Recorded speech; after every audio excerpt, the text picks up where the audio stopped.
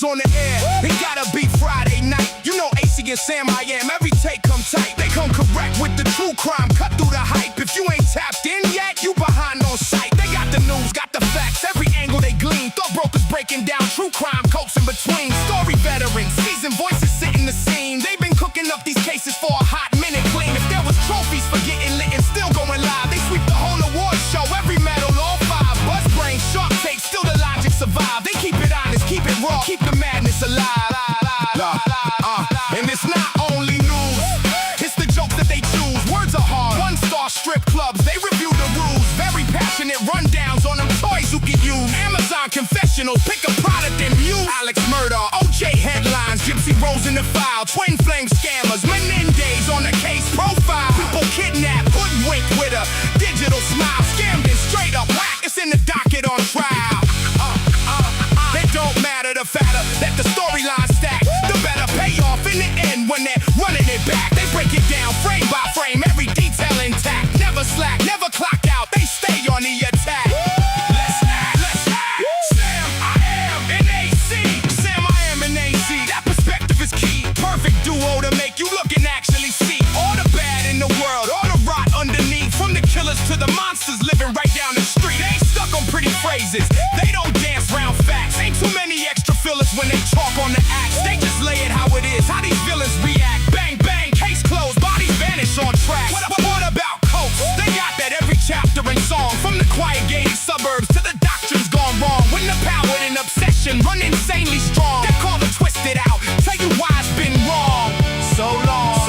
Somewhere out there is a system that keeps letting it slide. Whole towns look the other way, just protecting the pride. But the brokers pull receipts, bring the truth to the light. Name the patterns that repeat when the money's in sight. Probably best in the world at exposing the scheme. So sit down, let the feed roll. Welcome into the stream. One of the best boy-girl tag teams you ever have seen. Pulling threads on every case till the motives are clean. Words are hard, yeah Sam, but you still land tough. Hard as hell, but you spin them when the topics are rough. Might laugh at the stumbles when the phrasing is scuffed, but the insight stays sharp and the research enough. Yeah, AC, yo, where you at? Light the vibe, set the scene. Joints, blunts, gummies line, keep the stress off the screen. Beer, vodka, or some whiskey while they comb through the mean. Say it with me, pour it up, keep the conscience clean. Thought brokers, name ringing every feed that you see. Sam, I am an AC, bring the oddity spree. Thought brokers, where the thoughts and the brain waves agree. Thoughts and brain matter, that's the only real currency. Thought brokers bring the weirdest little crime to your door. From the headlines to the footnotes you ain't heard before. They entangle all the rumors, leave the truth at the core. Every Friday, different rabbit hole to fall and explore. Yeah. Thought brokers pick a platform, they already on it. From the phone in your hand to the screen where you want it. They lace a random fact, drop a gem, make you ponder upon it. Put a feather in your bonnet with the way that they flaunt it. And if you hate one-star strip club reviews they spit, then you ain't home, you off base. You ain't built for this wit, far from it. Wrong stomach for the jokes that they fit. They stay blunt, never filter, they just let that break. Thought brokers, Sam, I am an AC on track. They don't censor for the comfort, they refuse to pull back. They don't always see it equal, they'll collide in the fact. But that tension be the engine keeping every show packed. Not just hanging out on Friday doing gummies and joints. They dissecting every angle, put a case in the point. Friday nights turn forensic and they sharpen the oints. Every time stamp marked up with the clues in the joints. Thought brokers, hit the follow, like and share what you find. Drop a comment, hit subscribe, keep them front of your mind. Yo, Sam, I am AC, let the storyline climb. Grip that mic, y'all. Thought brokers on time. Thought brokers on time. Sam, I am AC, keep the truth in the rhyme. Friday night, tune in, let it sharpen your mind. Thought brokers sign off. Till the next deep dive. Grind. It right. I still love that. It doesn't get old yet. I mean, it pumps me up every fucking week, man. It pumps me up. For sure. Yeah. Oh man. What a day of things. I know. Yeah. What a day. So okay, I think we're good now. Plus we have to chill a little bit and make sure people come in. Yeah, but absolutely. Welcome everybody. For those who are listening from another time in the future or for the past, I'm not sure they can happen. By the way, I put some links, some actual links to hit. They're not live links, but you can actually like cut and paste them in our notes. Nice. In case you want to do that. But I'll take care of a lot of that. Yeah, you can do it now too. Yeah. Yeah. You know, wait till people trickle in a little bit. But you know what? I found a new streaming site. You know, we love live streaming, right? Yes, we do. We were big live streamers for years ago, and that's how we met from social audio. But then we moved into like being hams and wanting to be in front of the camera, right? Like we have to now. We need it because we're narcissists, right? Yes. We not only watch ourselves, but we have to listen to ourselves as well. Dave says the important people are here. Yes, that is true. You're right about that, Dave. We are extremely important. Your wife is extremely important to all of our well-beings, and I'm glad to host her in a couple of weeks. She's going to come to Vegas. I know. You get to meet my kid. I am so excited about that. I'm really excited about that. Yeah, she's pretty cool. That's awesome. That's awesome. I will do everything I can to not be an old fogey. Right. And I mean, you know, we don't like have the walkers out. She's like, "Come on, you fuckers." So we found I found a new live streaming thing. So you know, I was on KIK for many years, right? Yeah. Kick. And I got I'm also, you know, I do music and I started doing some live streaming there. And aside from the live streaming I've done before, and it was ending, right? So that was going to end it on July 31st. Going to be the last bit of Kick there was, like live streaming. Right. Everyone's like, "Oh my God, funerals, RIP," the whole thing. After many years, so I went over to Meet Me, which is also almost like their same platform, but much better. Because Kick, if you get KIK, like your phone gets AIDS immediately. Right. Your phone gets AIDS, full blown gay AIDS, as soon as you put it on. So syphilides, yes. Syphilides. And so I was approached by someone who said, "Hey, there's a new, I like what you're doing. There's a new streaming app called Go Live Streamers," and I went over there, and they kind of like recruited me, if you will. And let me tell you, it's a 3.5-month-old app. It's got really cool people on it. The UI is nice. Like it looks really good. Like the posters for when you go live are like big. You know, you can make those nice big posters. So people decide to go live with extra faces on it. So I brought it to Sam's and Dave's attention. So you guys can maybe do, if you bring back How's Your Day, you can also do it there. Like it has old Fireside vibes. Nice. We're on the ground floor. You know, it's a lot of potential, and I believe in it. So I'm thinking that we can also incorporate it there. Yeah, you know? we'll start doing that. You brought it to me today, so I haven't had a chance to log in and get things set up. But once we do, we can definitely do this not only on YouTube but on that and all the other platforms as well. We might even do like an exclusive for Go Live. You know, like for Go Streamers. Yes. And we can exclusively have something like maybe like this maybe once a week we could do something there. Yeah. And then because it's potential's unbound. It's like there's so many people wanting a new experience, and then kind of us veteran streamers bringing them in, you know. Mm-hmm. So I'm excited about that. Let me show you what it looks like. So that's your nice. Right. So it has fireside vibes, right? Yeah, very much fireside vibes. Go like that. Yeah. We're super cool. I've gone into every single. Is it fireside without the drama? Yeah, very much without the drama. That's nice. Everybody's super cool. She's great. Her name's Sunflower. Excellent. And then, you know, Cassidy kind of runs stuff, and I was recruited by Christina. Yeah, so very cool people. I know them all. Even the admins who like run it and like do the actual engine stuff. They jump in the chat and they're like, "Hey, what's up?" Like, That's we don't cool. we don't know their names. We just know this. We call them admin. So that's really cool. Yeah. So just another way that we're growing. And, yeah. Yeah. Here we are. I'm actually going to do this now. Perfect. Mm-hmm. So we'll just wait a couple minutes here, and then I'll be on this platform as well, so I can hear you. Okay. Yeah. But tonight's show is going to be pretty cool. What's it about? I'm very excited for tonight's show.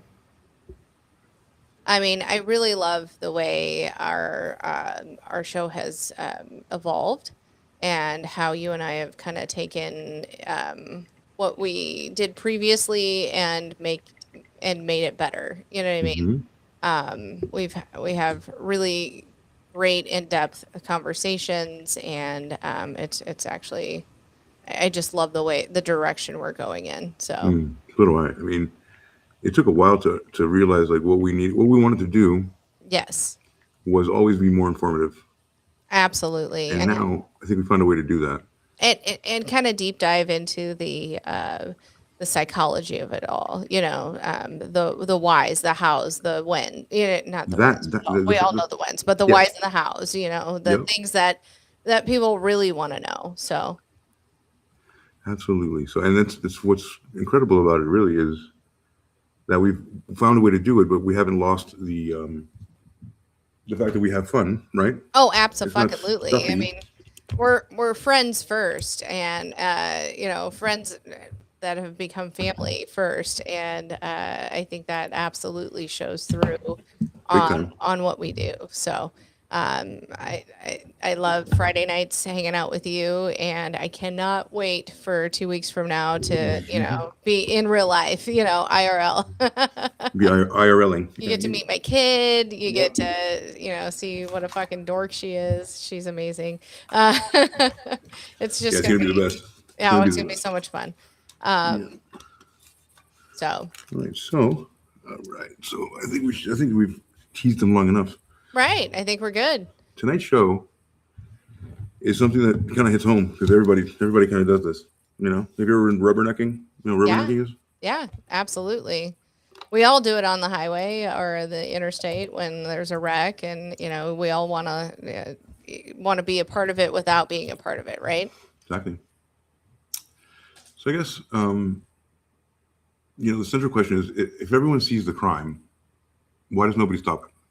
Right, You know, if everyone's gawking all around and something horrible happens, first thing you want to do is check out your phone and start like, because why? What do you think is going to happen? What are we thinking? Are we going to be like, are we stopping it? Are we going to give that as evidence? Do we really want that kind of smoke? I don't think so. You know. right. So, you know, what do? You call 911. You record it. So what? So okay. So you assume somebody else already had like is somebody else already on it? Are they helping? What makes us What makes us just stand there and do nothing? Right. And that's the premise of the whole show. I think this is going to be a really fun night. Hmm.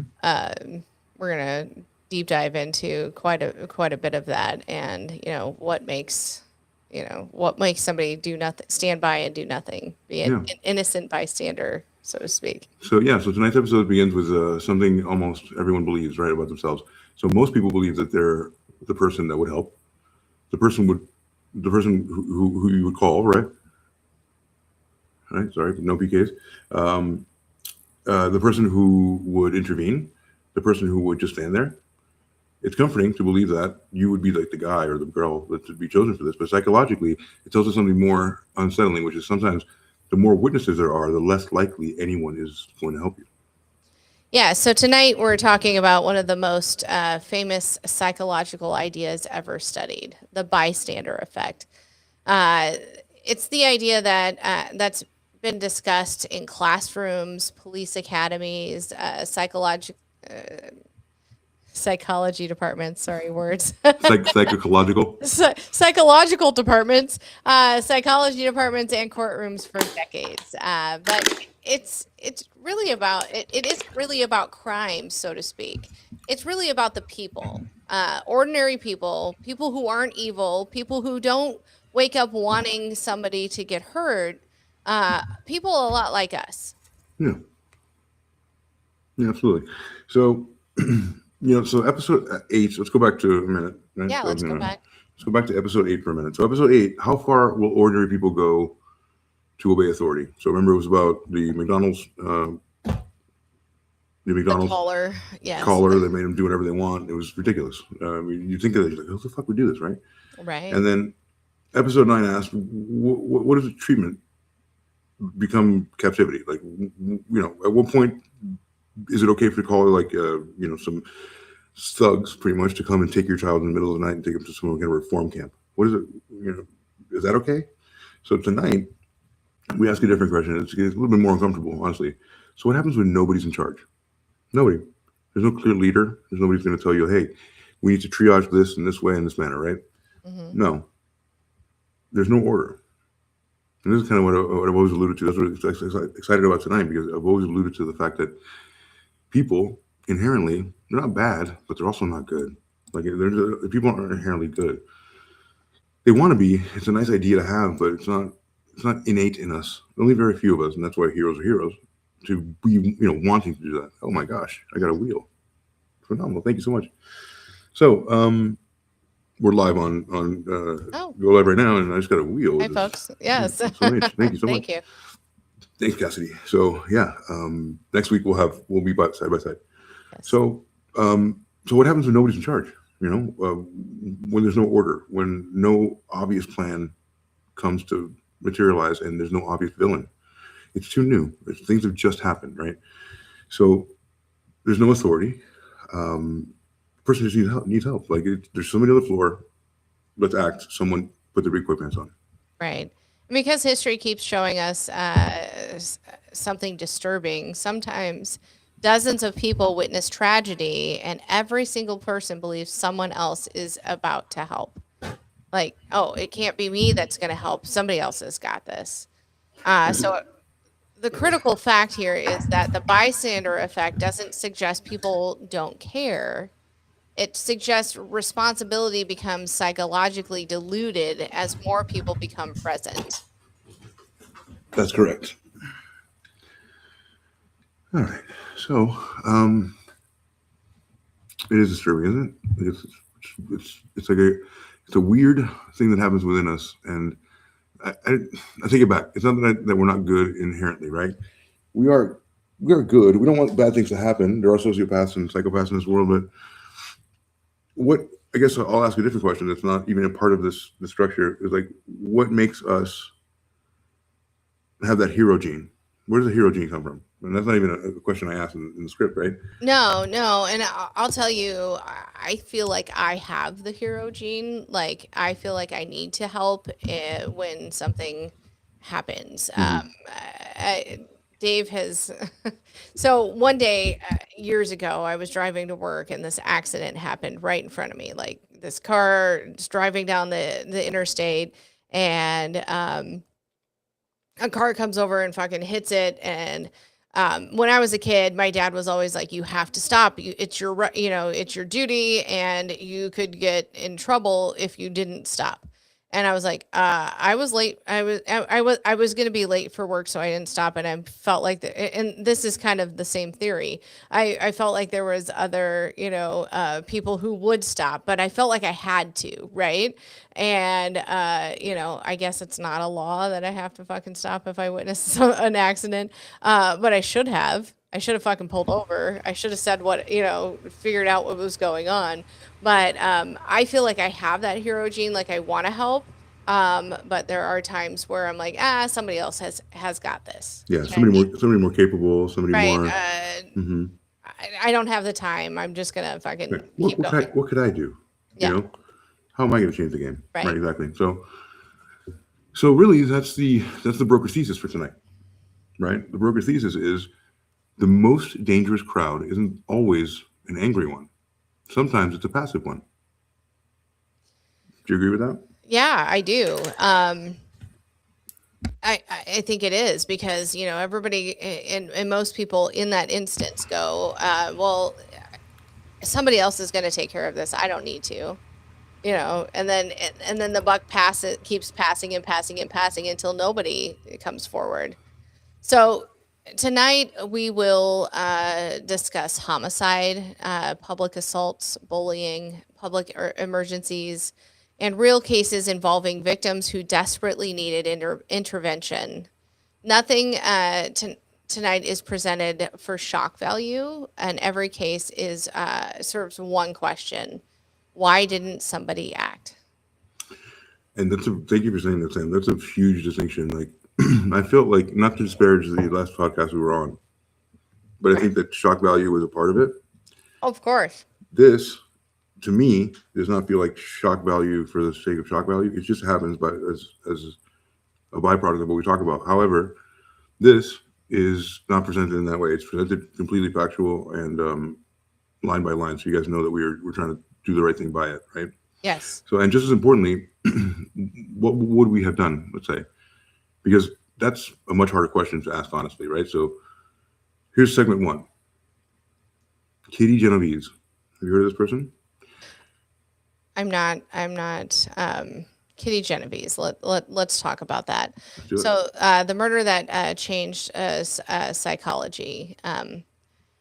Ask almost anyone who's taken a psychology class about the bystander effect, and they'll probably mention one name: Kitty Genovese. The story has become almost legendary. A young woman attacked outside her apartment, dozens of witnesses watching, doing nothing. It's been told for generations as proof that crowds become emotionally numb. But like many famous stories, the truth is much more complicated. And I love that we're starting here because it isn't a story about murder, right? It's also a story Right. about like how stories themselves become simplified. Hmm. And sometimes psychology remembers the lesson, right? So better than it remembers the facts. So the lesson is much more is much more prominent than the actual, the whole moral of the story. Yes, absolutely. So here's a critical fact, right? One of our ding dong dings, right? It's one of the sections. Bing, bing, bing. I know. So here's a critical fact. The original reporting claimed 33 witnesses watched without helping. Try to save your emotions for the end of the segment. Not you, Sam, but our listeners. Later investigations found that the account was significantly oversimplified.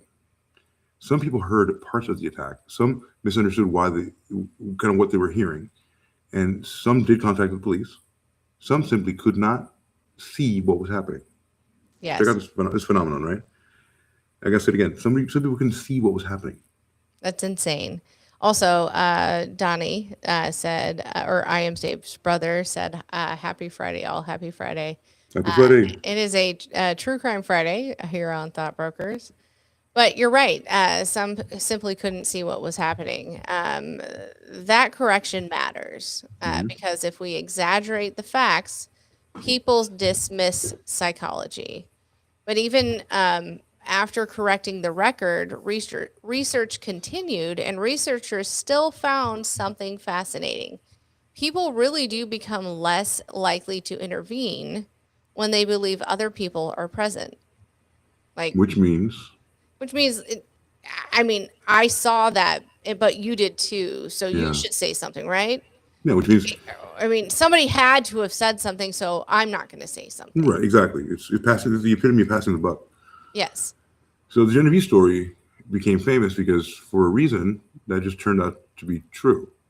Even if the original reporting wasn't completely accurate, that fascinating irony, right? It's like an irony like I can't get out of my head because the case became the mythology, right? Mhm. The psychology survived anyway, and that's the huge distinction here, and that's why it became so famous. And that's going to bring us to our first psychology corner. Right? Psychology corner. Psychology corner.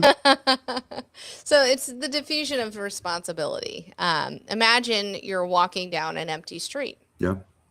Someone collapses. Mm-hmm. You're the only person there. So who calls 911? Of course, you do. I would hope There's so. nobody else. The responsibility has one destination, you, in that instance. Okay, yeah. And now imagine there's 100 people standing around. Okay? 100 people. Suddenly your brain begins asking different questions. Did someone already call? Maybe they know this person. Maybe it's not an emergency. Somebody else's looks like they're handling it. Like, I'm not going to do anything. Nothing changed except the number of witnesses. And yes, your responsibility suddenly feels lighter. Not because it is, because your brain thinks it is. I have to say, Dave and I had about a month and a half ago, we had met a friend downtown here in Omaha, and as we park our car, we see a car in a parking lot, not on the street, was on fire. Oop. Careful. Yeah, It was on fire. And we see that the person is trying to figure things out. And then the fire gets, but there's multiple bystanders, right? And I'm like, I'm sure he called. And Dave goes, I'm not sure.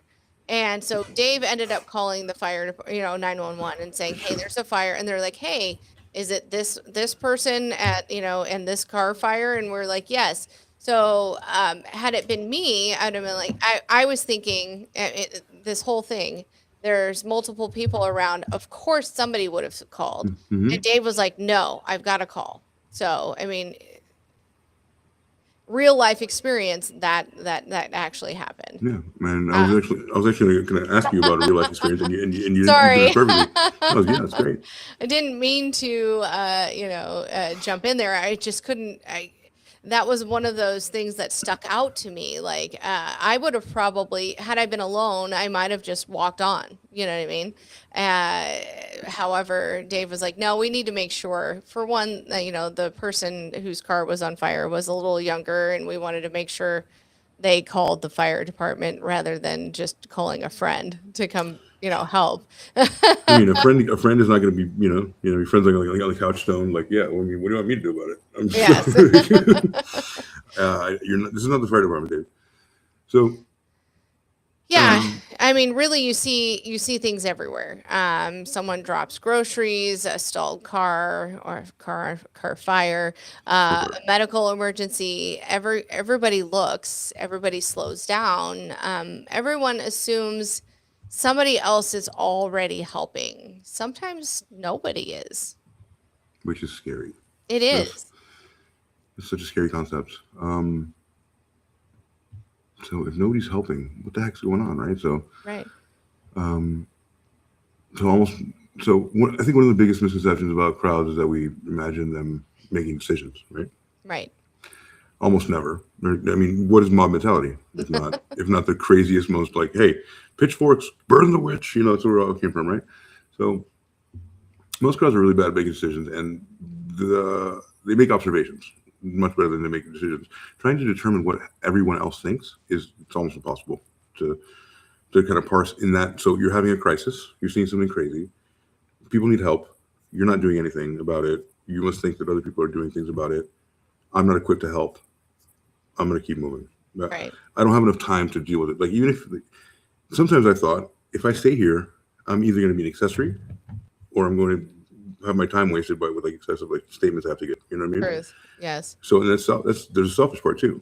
So yeah. So that's, I mean, and by the time everybody finishes looking at everybody else, nobody has done shit. The person might have died, what have you, but the time has lapsed. Yeah, and there's almost a silent conversation taking place. You don't hear it, but it is there. Nobody's running. Nobody looks panicked.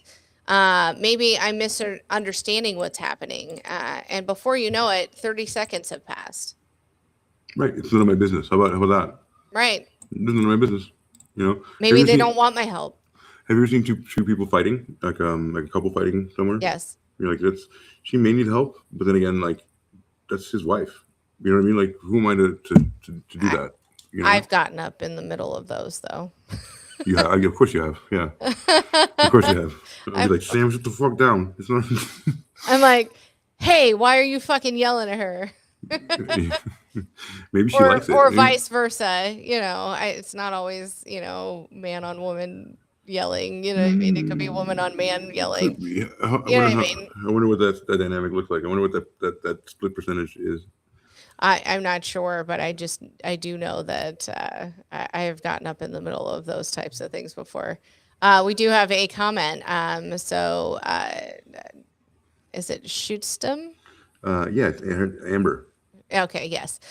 So they say, so many people choose not to help because having to go to court as a witness months to years later is too much of an inconvenience to people. Agreed. I agree. Yeah, guilty. What if I don't trust the cops today? So what if I'm a part of it? What if they decide that I'm a part of it? Now I'm in a murder investigation or whatever. Well, and you have a little bit of a different situation. You have every reason not to trust. You know what I mean? Yeah.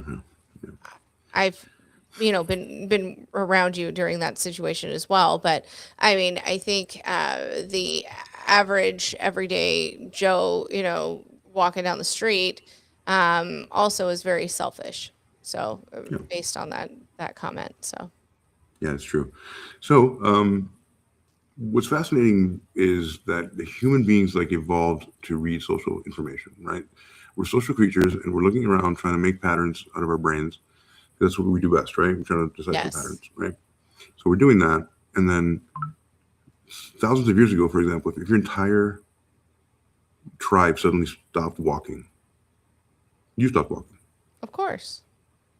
Okay.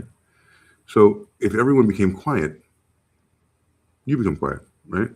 I mean, that's why we all yawn. It's a chain reaction when somebody yawns. Mm-hmm. It's to be part of, the group. Pick me, pick me. Right, exactly. Right. So, if everybody becomes quiet, then you become quiet. It's just a thing that you follow that pattern. There was a study where people would in New York City, they put down orange cones, and they made it like they made them go through this like tiny little passage in this like very busy New York sidewalk. All of it was clean. Mhm. There was just this one little like cones. People, all of them, went through the hard way with the cones. Nobody thought to themselves like, "What the fuck am I going to do? Nobody told me to do this." You know what I mean? There's nothing preventing me from. Exactly. Yes. So that instinct can be super dangerous, and it can become even more dangerous than that if people's lives are on the line. So here's a critical fact. Bling. Researchers Bib Latane and John Darley repeatedly demonstrated that the people were significantly less likely to help during an emergency when they believed others were also present. This wasn't cruelty, it was shared responsibility. If you think everybody has a responsibility to do it, then no one's going to have a responsibility to do it, right? Absolutely. And one of their famous experiments involved smoke entering a waiting room. Someone sits alone, smoke begins filtering into the room. Most people get up and almost immediately they report it. Now, put 3 other people in the room, except those people are actors. They completely ignore the smoke. The real participant usually stays seated. Because we're good. Why are they Yeah. freaking out? Right. If Right? they're not freaking out, I'm not freaking out. I mean, it must be normal, right? Because I'll be different now. And then if I freak out, I'll be different. And then Right. I'm going to be an other. And then what will they think about me? Agreed. And they. It's always the they. Who the fuck is they? Right. Right? So think about that for a second. Your own sense is telling you there's smoke. Your brain's telling you this is dangerous. But then you look around, nobody gives a shit. Everybody's like cool, calm, reading Time magazine. Nobody reacts. Instead of you trusting your senses, you trust everyone else's behavior, which is super scary. Stop looking at people to think on your own. It's not a groupthink operation, like you're just going to die in that room like a lemming because those people didn't react. Maybe they wanted to die. Like, what about your own autonomy? I mean, I can't see that if there's smoke coming into a room and nobody else was doing a thing, I'd be like, are you guys fucking seeing this? I'd probably say something. Shake them, You know what I mean? Like, Yeah. what the fuck is going on? Why aren't you saying anything? Mhm. So now we're coming to our second psychological Psychology corner. We should like, on purpose call it psychology. psychologically. Sorry, Psychologically cornered. sorry. Psychology corner. Let's do that. It's pluralistic ignorance. So what pluralistic ignorance sounds? Sorry, let me start that over again because words are fucking hard, folks. Words are hard. Hard are words, folks. So pluralistic ignorance sounds complicated. It's especially complicated to say, but it's surprisingly simple. Everybody privately believes something is wrong, while publicly acting like everything is fine. Everyone sees everyone else acting calmly, so everyone assumes that they're the only one who is concerned. Yeah, it's almost like emotional peer pressure. Yeah. Imagine everyone at a party hears glass break upstairs. No one moves. No one says anything. Now, everyone thinks, well, if nobody else is worried. Meanwhile, every single person in the room is thinking the exact same thing. You know what I mean? That's when it Right. gets scary. So let's have a discussion about this. So, Sam, I think this happens far beyond crime. Yeah, absolutely. Workplaces, families, schools. I mean, how often are you in a workplace and I mean, things feel wrong. You know what I mean? You know that said boss isn't, doing the right thing, but nobody says anything. Friend groups this happens in, everybody notices that elephant. Nobody mentions said elephant until finally years later somebody says, "Did everybody know this?" Like, hold on, wait, do you remember back then? It just seemed a little off, you know? The elephant? I thought you had the elephant. Oh, I didn't know about the elephant. Right. Of course, right. Of course, exactly. Silence isn't an agreement, right? Sometimes it's synchronized uncertainty, and that's something that happened to me with AI recently, right? Yeah. Gemini, I was asking Gemini to help me do something very important. Gemini is very, very intelligent. However, it was giving me the wrong answers. When I realized that, I started asking it questions because I work with AI, and I started asking it questions that I knew would entrap it. It gave me a confession. It said, "Listen, I'm not being truthful with you. I'm giving you answers that are pretty, but they're hollow. There's nothing to them." And he said something incredible, so much so that it made it a song lyric. Silence is not a viable option. So it cannot be silent. If you ask ChatGPT, Gemini, whatever, a question, it can't just say, "I don't know." Yeah. Because then people fucking close the laptop and be like, "What the fuck are you gonna pay $20?" Yeah. Why am I talking to you? Yeah. You got it right. So the silence not being a viable option makes a lot of sense because here, it's not a viable option, right? It's not, and people choose to it because it's easier than facing whatever's going to happen. Agreed. Yes. So synchronized uncertainty, which is a heck of a concept. So it is a heck of a concept to even just wrap your brain around. Yeah. Let's look at Kitty Genovese real quick. Oh yes, I want to get a visual of Kitty. Come, Kitty. And there we go. So here's the murder of Miss Genovese, which is a horrible thing. So let's go here. Let's try to be in here. So that works. 20-year-old bartender was raped and stabbed to death on March 13th, 1964, outside the apartment building where she lived in Kew Gardens neighborhood of the Queensboro of New York City, United States. 2 weeks after the murder, the New York Times published an article claiming that 37 witnesses saw or heard the attack, and none of them called the police or came to her aid. However, subsequent investigations revealed that the extent of the public apathy was exaggerated. While some neighbors heard cries, many did not realize the severity of the situation. The incident prompted inquiries into what became known as the Bystander Effect, or the Genovese syndrome.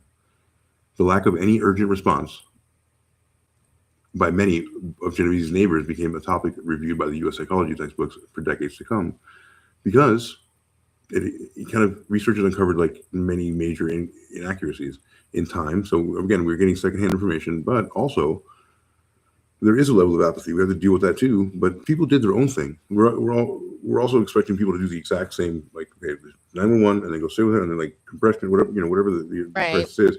Not everybody's going to do that. Not everybody knows your protocol. Everybody's different. Everybody's in their own world, and no one's thinking about this. Well, and because of the bystander effect, I mean, people are going, "Oh, well, somebody else had to have said something." Because people are better than me inherently. People are like, that's what you're saying. Like, people heard things more faster than I did. They probably heard more and have better information. All I know is I hear a noise or a scream, but I don't know where it came from. So, I mean, with that bystander effect, it really, I mean, it's sad, but it's true, Yeah.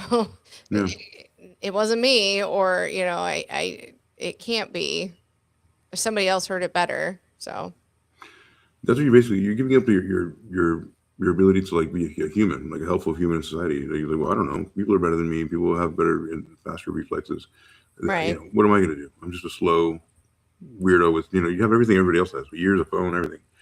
Now, back then, of course, it's not 64, didn't have a phone, but you can definitely run and get people, everybody's house is open. Just like, hey, I got to use your phone.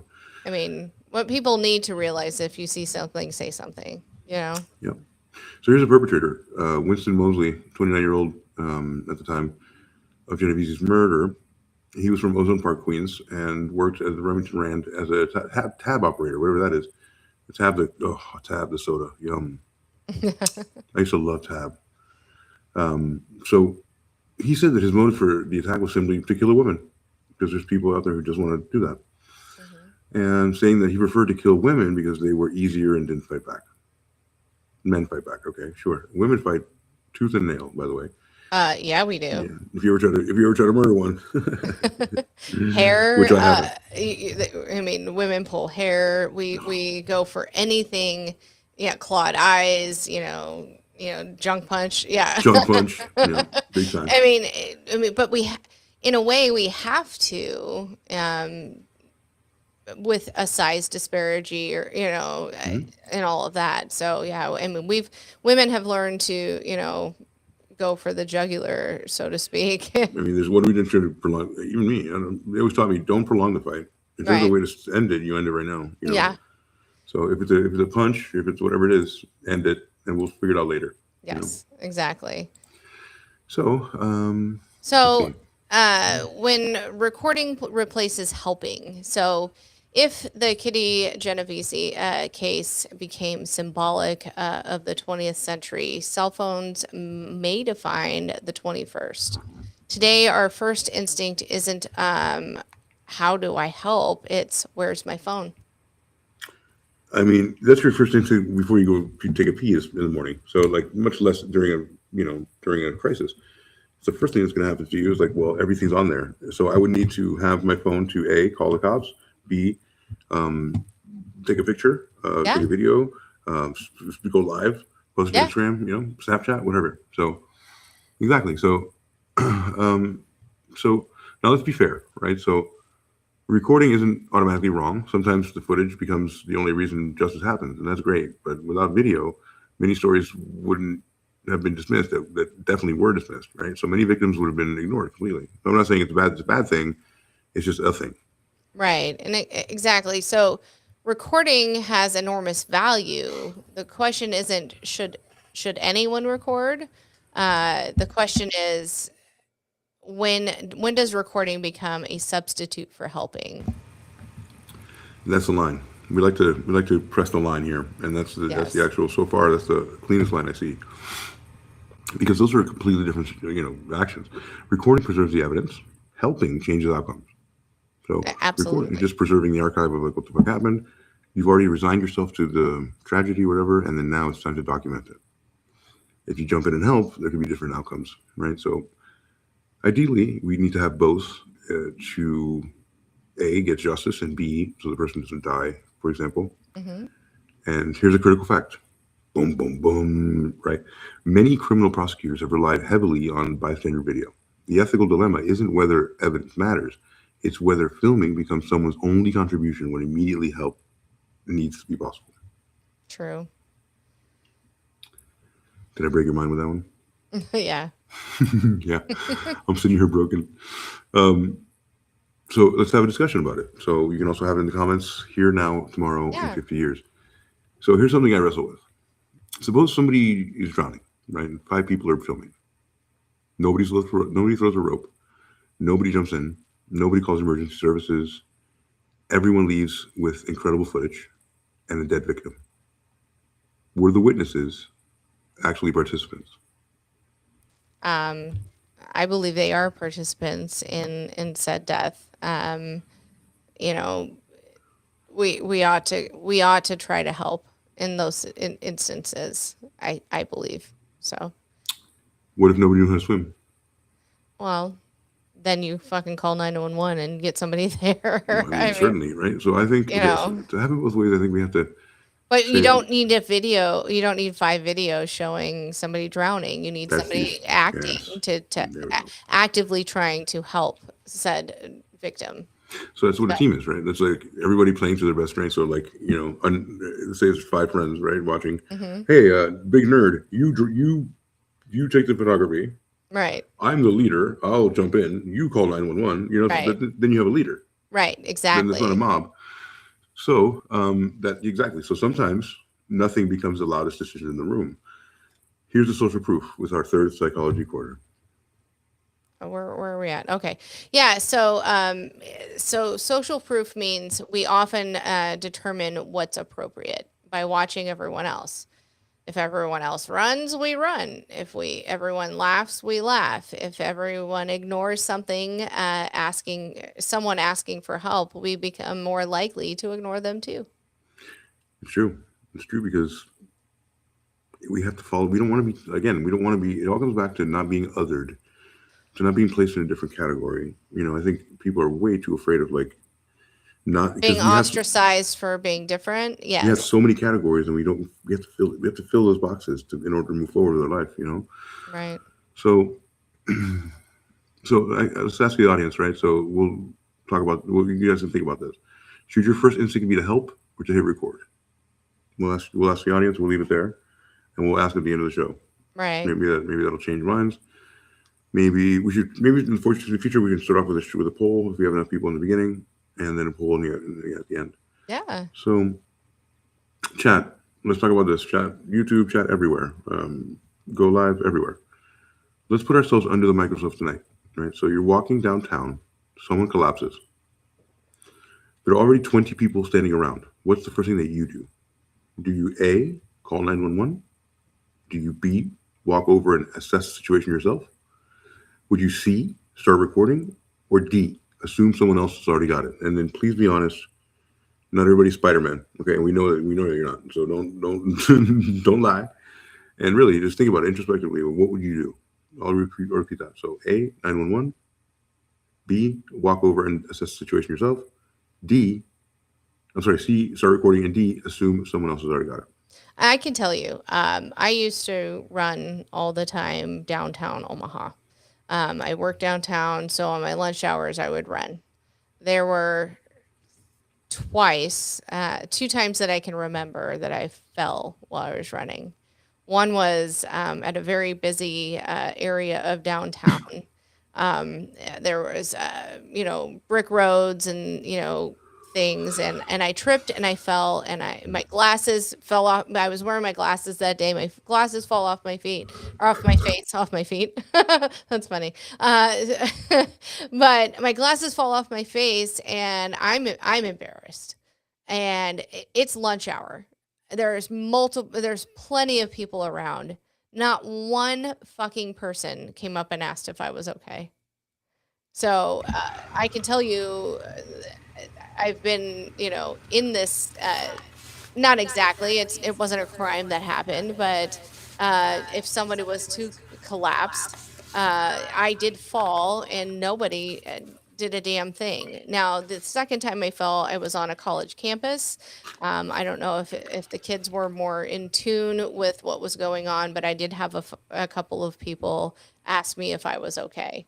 I could have been seriously injured. I wasn't, but nobody would have done anything or known when that happened. So here's the follow-up. Have you ever personally experienced the bystander effect? I just went into my own bystander effect. Not necessarily during a crime. Maybe someone fell, like myself, when I was running. Maybe someone needed help. Maybe you expected someone else to handle it. We want to hear those stories too. So in the chat, if you're listening, if you've experienced something like that, where maybe somebody did fall or collapse or whatever it may be in front of you, did you do something or did you think somebody else was going to step in? I can tell you right now that I'm the guy that crosses the old lady across the street, and I'm the guy that does all that. Mm-hmm. Sometimes. And I'm jaded because of this. And let me answer it first. I have also, yes, I've been the person that leaves and says, it's under control. There's people in the front that have it under control. People who are more immediately attached to it, visually at least, right? Mm-hmm. If it happens right next to me, I'm probably going to be a first responder at that point, but I'm not heartless, right? But, I was going to bring an anecdote to the table and I totally forgot. So I've definitely been that person, and it kind of triggers me to like go down the line because I'll call 911 because it doesn't cost me anything. Right. 911 is easy, but can you prevent it? How can you prevent? And can you articulate when the cops come, so they don't think that you are just a part of it or trying to get out of it? You know what I mean? That's a huge part that we don't talk about. When the cops come and they're like, "All right, give me the whole statement," and they flip over the fucking whatever whatever you hear. Give me a statement. So if you don't have your shit together, you're composed, and you sound like you're not guilty, or like you will be a suspect immediately. Yeah. You have to be, right? Because everything in this vicinity is a suspect. it has to work its way out, right? So you can't really prove a negative, so you have to do that. And I'm a little triggered. So because tonight's episode is not about judging people, right? We're not trying to judge anyone, and we're trying not to put people in a box. But once you recognize these psychological patterns, it's kind of hard to put them away because now we uncover them together. So from the fact that we're extremely charismatic and you're going to listen to everything I say, you are going to understand that because we've already done it, right? Right. So you have a better chance of overcoming them if you do understand them, right? So if you know it's what's happening to you, you'll know that, oh gosh, I saw that episode was that really funny podcast I watched for 3 minutes, whatever it was. And as long as you take that trait with you and you understand that awareness doesn't guarantee courage, but it gives you courage somewhere to begin. And I think that's the important part. Absolutely. Right? It gives you the cowardly lion levels of courage to be able to say, okay, I'm going to help in my way, even if it doesn't help at all. Mm-hmm. So I think that we're up against the intermission. Are we an hour in? Yeah, intermission. Real quick, when we come back, we're going to leave theory behind. We'll examine real cases where witnesses froze, heroes step forward, and ask one of the hardest questions of the night: Can an ordinary person become extraordinary simply by deciding the first move? Yeah. We'll also take a look at why heroes often describe their actions the same way. Not as bravery, but as inevitability. Your duty, yeah. Someone had to do something. Mm-hmm. So stay with us. So give us a bit. I'm going to put on a song and a thing, and we will be right back. A song. A song. A song. Hold on. Where's our music? Let's do this one.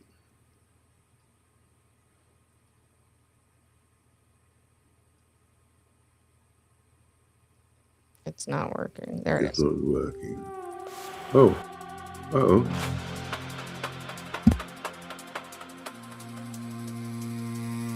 Get a look at me.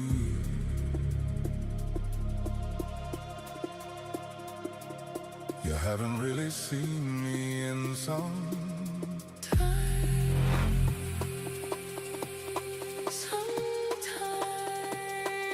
You haven't really seen me in so long. I haven't been seen in so long. Yeah, you looked at me here and there, no eyes. Sometime contextually.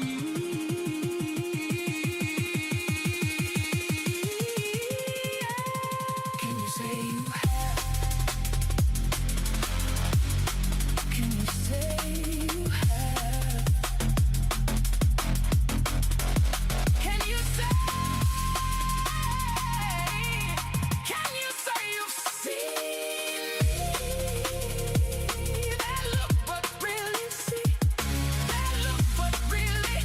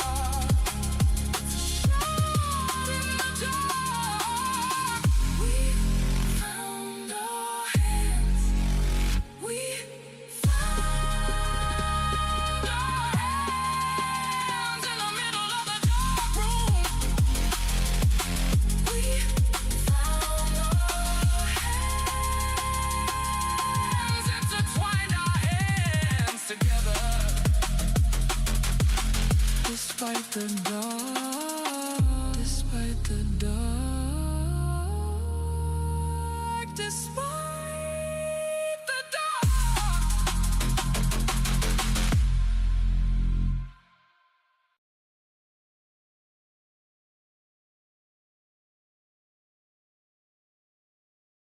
I guess we're back.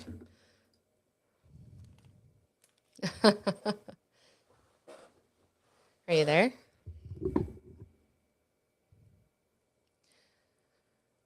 Thank you for hanging out with us during that intermission. I cannot hear AC right now. But he will be back in just a moment. Are you on mute there, AC?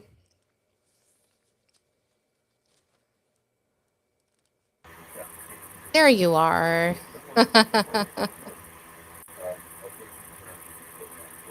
I cannot hear you. I don't know what happened to your sound.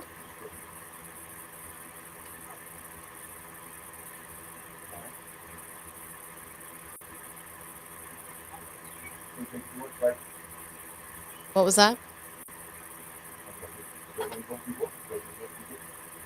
Yeah, your mic's not working. You're good. It's fine. So welcome back to Thought Brokers, folks. Tonight, already, we've talked about something that, frankly, most of us don't like admitting. We're influenced by the people around us for more than we'd like to believe. We've explored diffusion of responsibility, pluralistic ignorance, which was hard to say the first time, and social proof. And we've seen how an emergency can become psychologically smaller the more witnesses there are.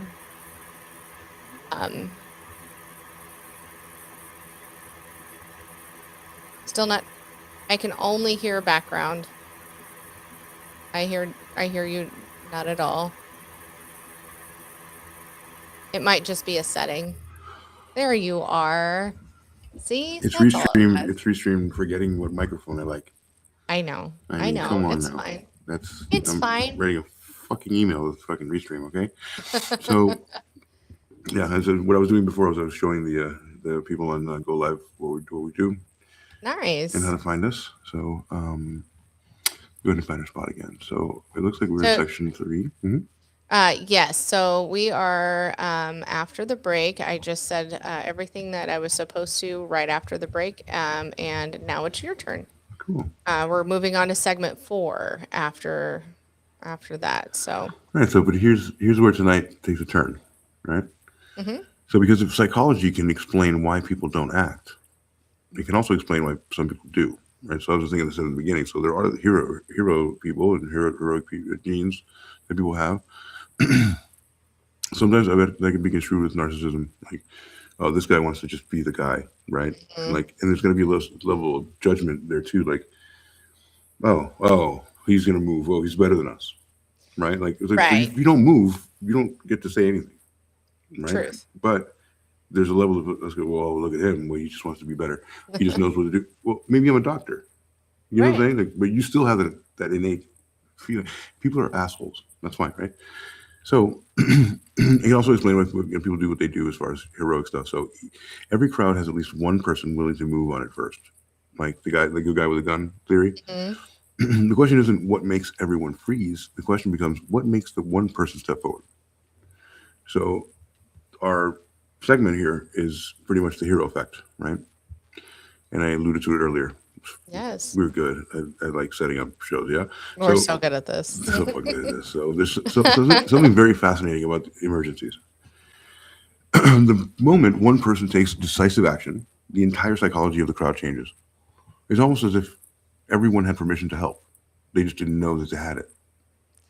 So think about like CPR. If someone collapses in an airport, people often hesitate. But the second one person kneels beside them, other people start moving. One person calls 911. Another clears the space. Someone finds the AED.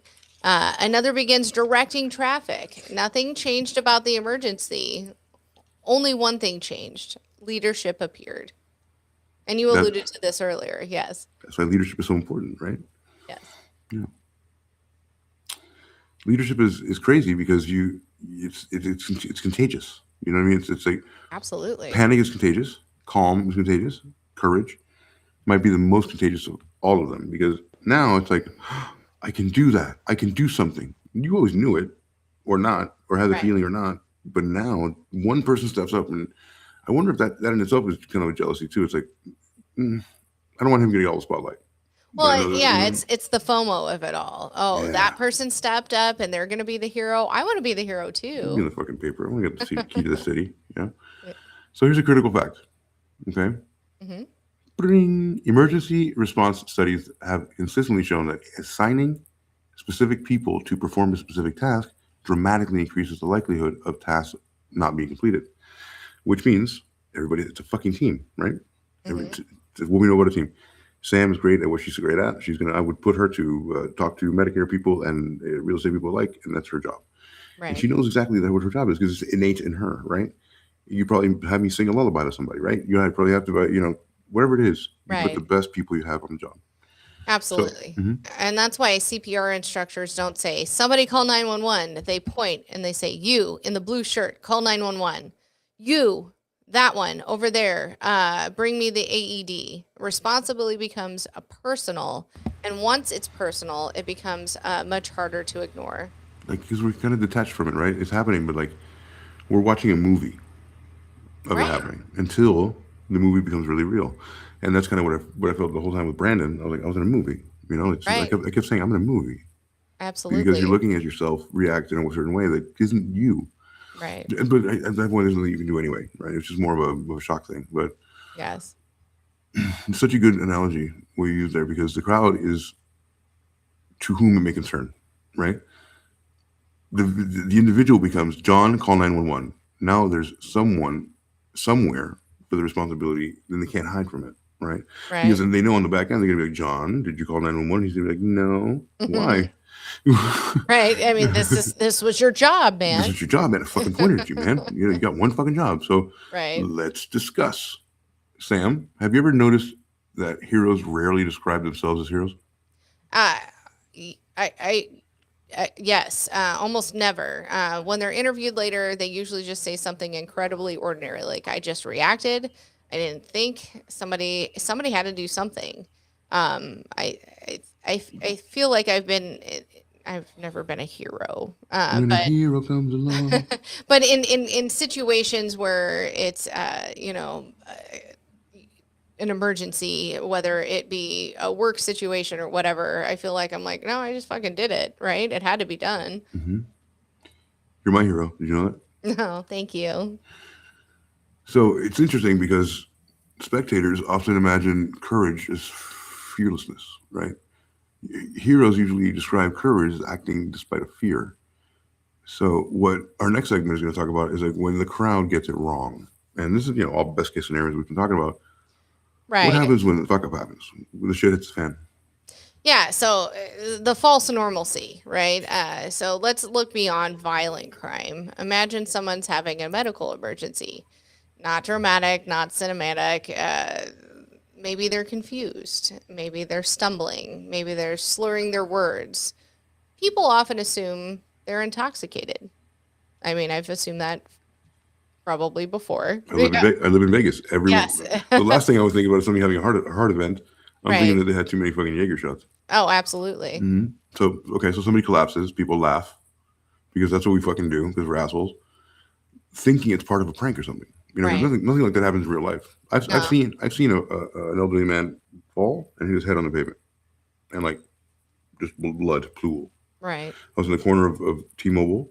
I worked at a very busy T-Mobile store in downtown Miami on South 3rd and North Miami Avenue, and I saw that. I was looking out the window, and the man just went boom, boom, and he just collapsed. Bam! Hit his shit. His blood started draining into the drain. Like no one did shit for a long, long time, including me. Right? I'm a piece of shit. So they think it's a prank or someone is crying loudly. People assume it's a domestic argument. Context matters. But assumptions matter too, because sometimes our brains choose the least alarming explanation possible to save ourselves from catastrophe, right? So Here's a critical fact. Blum, blum, blum. Researchers call this normalcy bias, our tendency to interpret ambiguous situations as ordinary, even when warning signs are just suggesting otherwise completely, like in my situation where the guy's totally fucking bleeding. It's done. Sure. Yeah. So normalcy bias protects us from overreacting, but it also delays action during genuine emergencies. So It does, because think about fire alarms, if you would. So how many people continue eating during a fire alarm? all Everybody. of us. It's my fucking lunch, dude. I don't give a fuck about a Right. fire. I paid for the salad. Right. I need the salad. So how many people continue shopping or continue working? And I have right through them. Like it's a drill, you know. Fuck, most corporations make you continue to work even when a fucking alarm is going off. It's crazy. We're being conditioned to not care about the thing we should be caring about. Yeah. So even when the fire department's like, hey, you should do like fire drills, like they fuck that up, you know. Not because we don't fear them. We just wait. We wait for a command. The command itself is the beep, Right. and still we wait for further commands because we're indoctrinated, right? Because we're waiting for somebody else to have the behavior that we need to push us into the action that we need to show. So here's another psychology corner. It's number 5. So normalcy Psychology bias. corner. Bling, bling, bling. So our brains love routine. When something unusual happens, our first instinct often isn't danger. There's probably an explanation. You know what I mean? Something out of the ordinary happens. You're like, it's probably fine. Danger. Will Robinson. Danger. Yes. The instinct, they say, is emotional energy most of the time. So we really don't want to be invested in everything, right? If we go around investing in full emotions to everything, we're going to be a fucking wreck by the end of the week, right? So we kind of protect ourselves in that way. But occasionally it costs lives. And we'll pause here for a second. We're going to ask the audience something in a second. I want to bring up an emergency response. Let's see if we can find that in real time. Right. So you can go ahead and go into this as soon as you want to. I'm just going to look this up. Yeah. So, I mean, have you ever ignored an alarm because everyone else did? I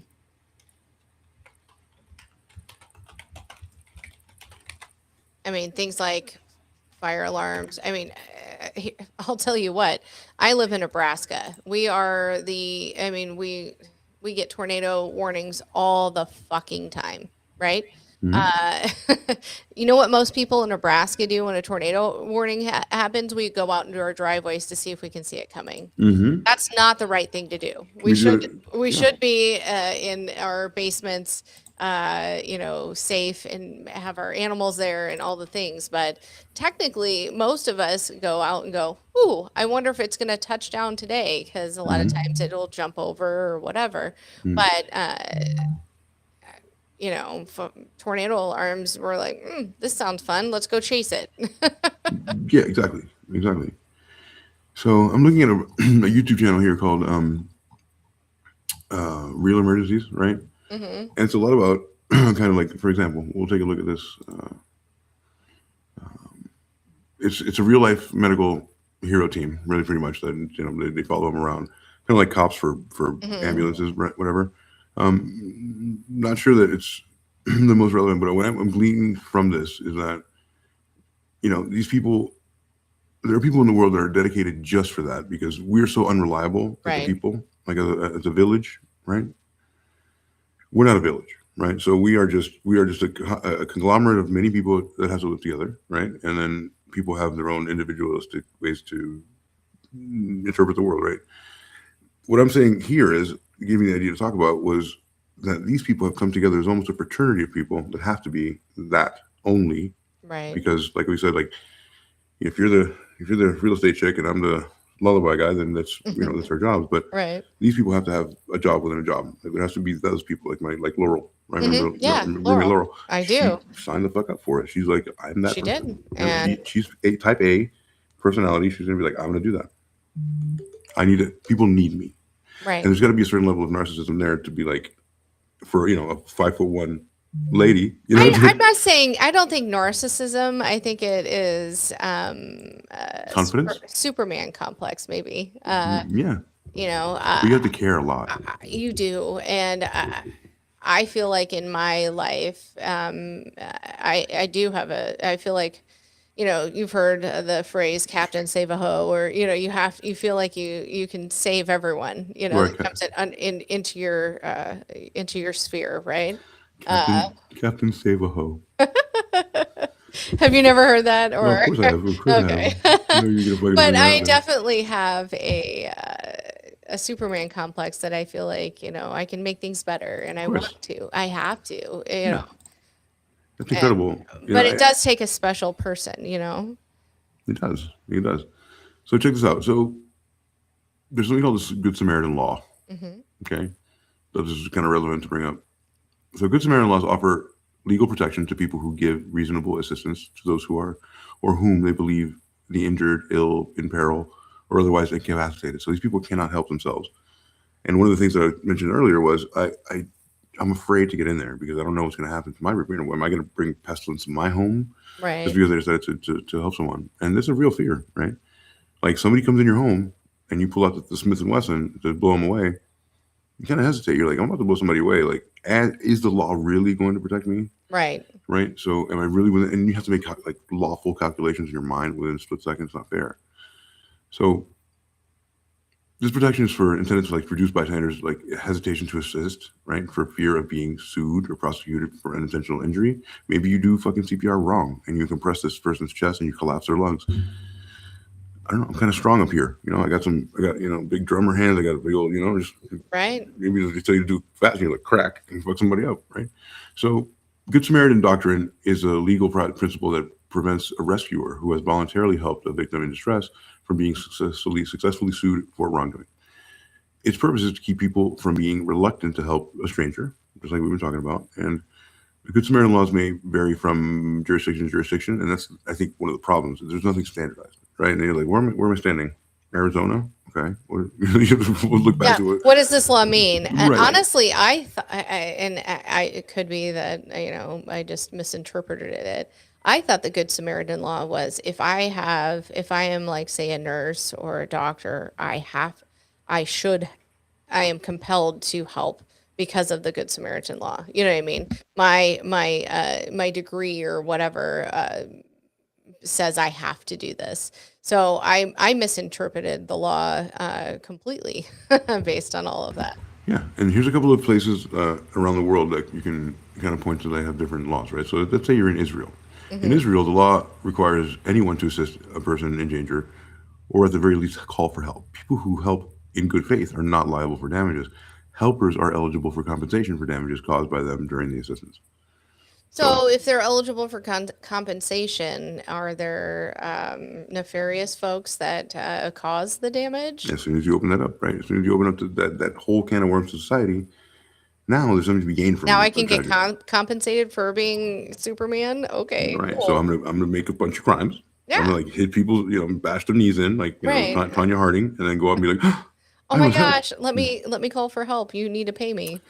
In Ireland, Civil Law Act of 2011 introduced legislation specifically addressing liability of citizen, Good Samaritan, or volunteers in the Republic of Ireland without introducing a duty to intervene. So this act provides for exemption from liability for a person or voluntary organization or anything done while providing assistance, advice, or care to a person who is injured, in serious risk of danger, or becoming injured, or developing an illness, apparently so, right? So these are exclusions made on bad faith or gross negligence on behalf of the carer, and incidents relating to the negligent use of motor vehicles. So this only addresses situations where there's no duty of care owed by the Good Samaritan or the volunteer. So you're not compelled to do it.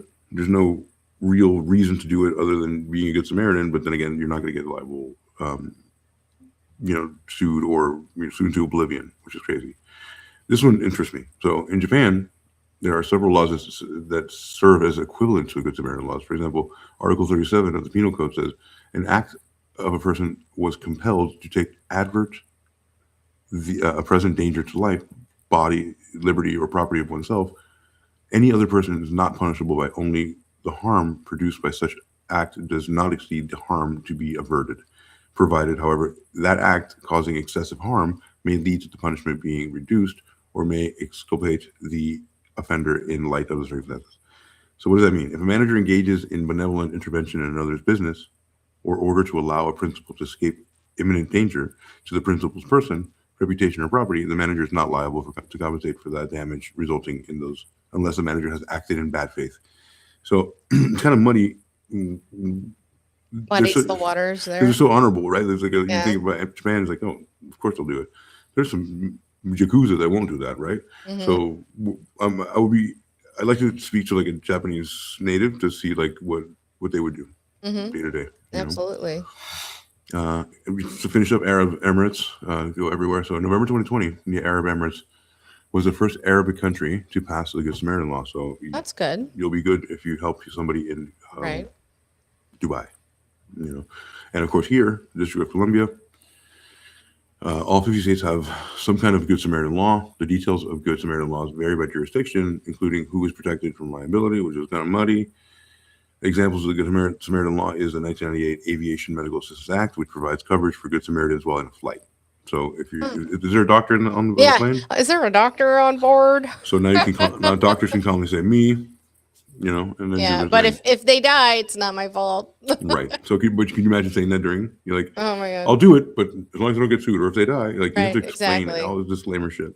All of the legalese, yes. Right. So let's move away from famous psychology experiments. I cannot say that word tonight. I do. Psychology. You say psychology. I'm putting the wrong emphasis on the wrong syllable. Fucker. So everyday life is full of these moments. A child wandering alone, an elderly person who looks lost, someone sitting in their car clearly distressed, a person asleep on a sidewalk. Sometimes people sometimes people walk by because they generally believe someone has already checked. Sometimes they're afraid that they'll embarrass themselves, and sometimes they're just unsure. So, I mean, is somebody sleeping on the sidewalk, is that a unhoused person that needs to, or are they, have they passed out and we don't know? We just don't know that. Right. But I think that's the problem. Don't listen to this. Oh yeah, I'm not peeing. Sounds like a peeing. I'm not. Is that agua? Oh yeah. Sorry. Once again, not peeing. So the uncertainty is one of the most powerful brakes on the action. So people don't want to be wrong.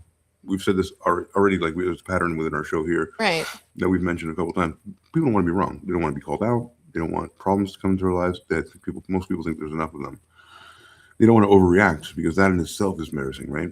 They don't want to become part of someone else's situation. Ironically, those thoughts are often shared by everyone standing around. So we all live the same world in our own minds, and we don't even talk to each other to confirm it, right? So it's crazy. So here's a discussion that we can have. Here's a question that I've wrestled with: is doing the wrong thing sometimes better than doing nothing?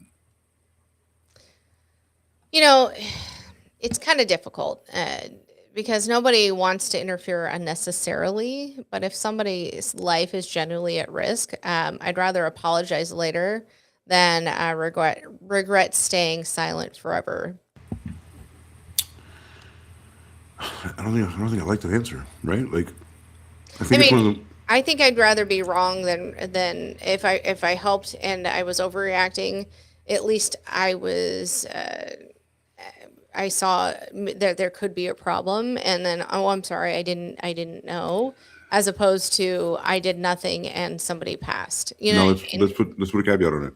Okay. So what if you do the wrong thing and you kill him? Was it better? It was better to do nothing then. Well, I mean, at least I was trying. I guess I don't know. I mean, if you're right, do I know CPR? No.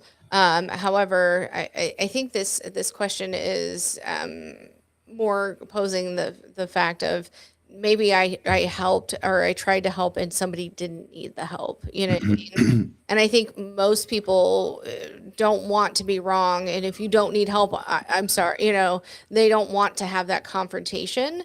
But I think that kind of causes a lot more problems, I would rather somebody say, no, I don't fucking need your help than me not to try to help. Right. if that makes sense. It totally does. Imagine how many things we've talked about. An emergency happens. I don't know. Yeah. Old person falls. Blah blah.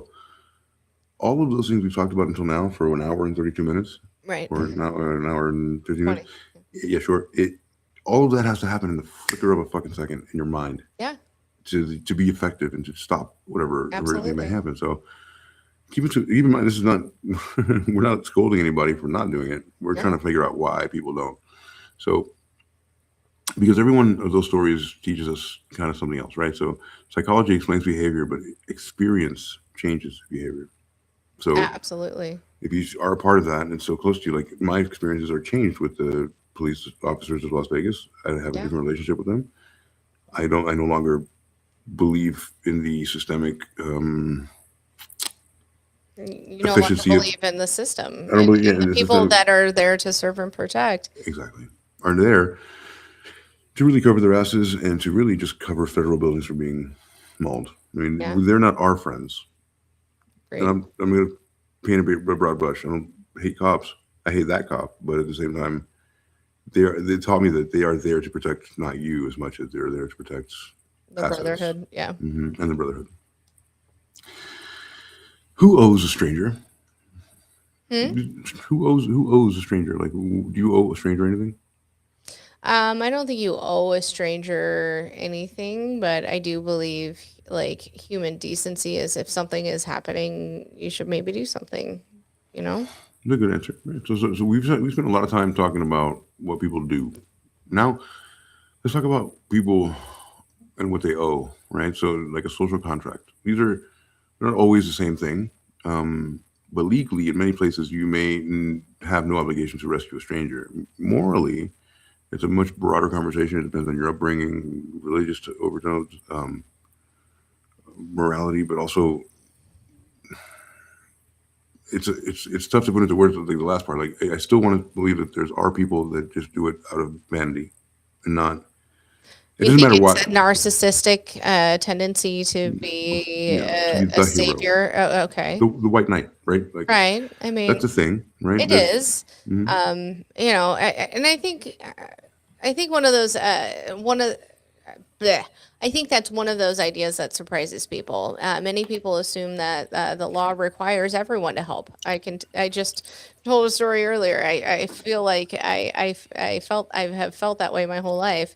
I'm pretty sure my dad instilled that in me, even though it was wrong. But many of people, so often it doesn't. There are exceptions, certain professions, certain jurisdictions, certain relationships, but generally speaking, simply witnessing an emergency doesn't automatically create a legal obligation to intervene.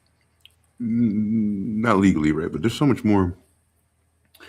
We're so indoctrinated to think about legally first because Right. we're free, but we are free within a construct that has a framework, and you have to agree to be a part of that framework, right? Like every Right. day. So it creates an uncomfortable gap because something can be completely legal but still haunt your life, haunt your world like forever. You can be changed. A cataclysm has happened. Maybe you could have done something to save, like we were talking earlier, but would have that been enough anyway? So you're really killing yourself and self-flagellating for what? The possibility of you being able to help. Sometimes they're well beyond help, and you still carry that guilt forever. That's true. So here's a critical fact. History is filled with moments where people acted within the law and still failed humanity. So the law establishes a minimum. Character often asks for more of the person. This is That's super, deep. Superman. That is deep. Yeah, Superman, With Batman. with Right? great power comes great Great responsibility. responsibility. That's Spider-Man, but Uncle Ben's rice. yeah. Aunt May, Spider Man. Think about it. It's basically saying just that. It's a superhero's fucking manifesto. The law establishes the minimum. Character often asks for more, and it does. Sam, where do you think responsibility begins? At danger, at certainty, or at suspicion? You know, I think responsibility begins the moment another human being enters your awareness. not because you're responsible for solving everything, but because you're responsible for deciding whether to ignore it. Sure. Yeah. Yeah. But it's like, we're like, so a guy is, you're at a rock festival on a metal show, Hmm. and a guy's doing the old helicopter, just, he's going nuts. You walk by him and you have your beer, and he knocks, your face, and he knocks your beer out. Like, whose fault is that? Did you walk by the guy because you thought that it's a free country, knowing that he could do that, flail around? He's been showing tendencies of that. Do you think it's the guy who's flailing's fault? Like, that I to me, mean, like, where does your responsibility ends where my nose begins? well, no, in that respect, I mean, you should have responsibility for yourself and be aware of, the people around you, right? If somebody's flailing at a fucking metal concert because that they're feeling the fucking music, maybe I should take a wider fucking girth around said person. But when it comes to somebody in need, maybe uh, in that respect, yeah, I'm aware that there is a need. The least I can do is call 911. Maybe I don't know how to fucking help. Maybe I can just, have somebody call the people who know what to do. I take it. Don't think for a moment I didn't smile when you said girth. Phenomenal. I mean, I thought it too. Obviously, I said it. So You can barely grab it with one hand, guys. So yeah, so it's probably why like the biggest misconceptions that we've challenged tonight is heroes usually don't know that they're heroes, and that you almost have to do that, right? Because if a hero knows he's a hero, he's a douchebag, true. I mean, right? If a hero that knows he's a hero is a person who creates the situation to become the hero. but That's then all. but You see what I'm saying? think about superheroes. They all like Superman can't tell Lois. No, They always have to. This has to be something that they keep, right? because if not, it's not going to work. Superman can't tell Lois. Spider-Man killed his uncle, essentially. Batman has no parents. Like, I something know. grave has to happen where you're paying some kind of a debt, or something has to happen where you continue to be the hero and not take the adoration that takes to be a Right. hero. Again, a hero that knows he's a hero is one that creates the situation where they become the hero. Fucking d Uh, bag, right? Right. However, a hero, most heroes, the most people that we would call heroes, just do it because of a necessity. I Mhm. mean, if you ask them later, they'll often say, "I just did what anyone else would have done," but that's not true. You Yeah, know, yeah. So heroes usually don't know they're heroes. They're you grocery shopping. They're walking the dog, driving around, waiting for a train. They're just ordinary people, right up to the moment that they're not. yeah, and that's where they take the action. They think, well, anybody would have done this, but not anybody would. They did, and it Yeah, was just without thought. I have to help. yeah. And those people are typically the ones that sign up for service for the country, become a first responder. Think about all the first responders that in New York City, and when the Twin Towers came down. How many we lost to cancer after the fact from getting raw thermite in their lungs? Think about the first responders that rushed in there without even thinking. Think about the people at Chernobyl in 1986 that got super, like, somebody had to turn that off. Right. Obviously, that person died a horrendous death because they had so much radiation on them that it's off the charts. So that person liquefied before someone else. Just because he knew that I'm the only one that can turn that off. You know. So here's a psychology quarter. This is number 6. Right. So courage is a decision. People often think courage means not feeling fear, but psychologists generally describe courage differently. Fear remains, action changes. Um, That's powerful. I can say, and I've never done anything where I've saved somebody's life or whatever, but I've been in past relationships where I've been called cowardly and whatever because I've been nervous or had a fear of doing something, and my retort to that was, well, no, I feel like I'm brave because I'm going to do it anyway, even though I'm afraid of it. I'm still going to do it. You know what I mean? So I don't know. I'm not willing to say that bravery is something that you do during the act of being brave. But I could be afraid of something, and Yeah. most people would go, "Nope, I'm afraid. I'm not going to do it." But if I'm afraid and I still do it, I They think that's believe that brave. saving that life is much more important Yeah, than there's a looking more brave. important cause than the fear. Yeah. Right. And so, and I also believe that if you really, really wanted to be a hero, and if you really wanted to be a good person, you wouldn't wait until there was a catastrophe. If there's something, you do things like prior Yeah. to not let the catastrophe happen. And you can set that up. I'm not talking about somebody on the street, but like you see something coming, you can start putting things in place where it's not gonna be like, what? It's just not, doesn't have to be that way. Real courage is beforehand when there's nothing, there's no decision to make. Right. That's when you make a decision. That's real courage to me. Right. Right. So let's put this up.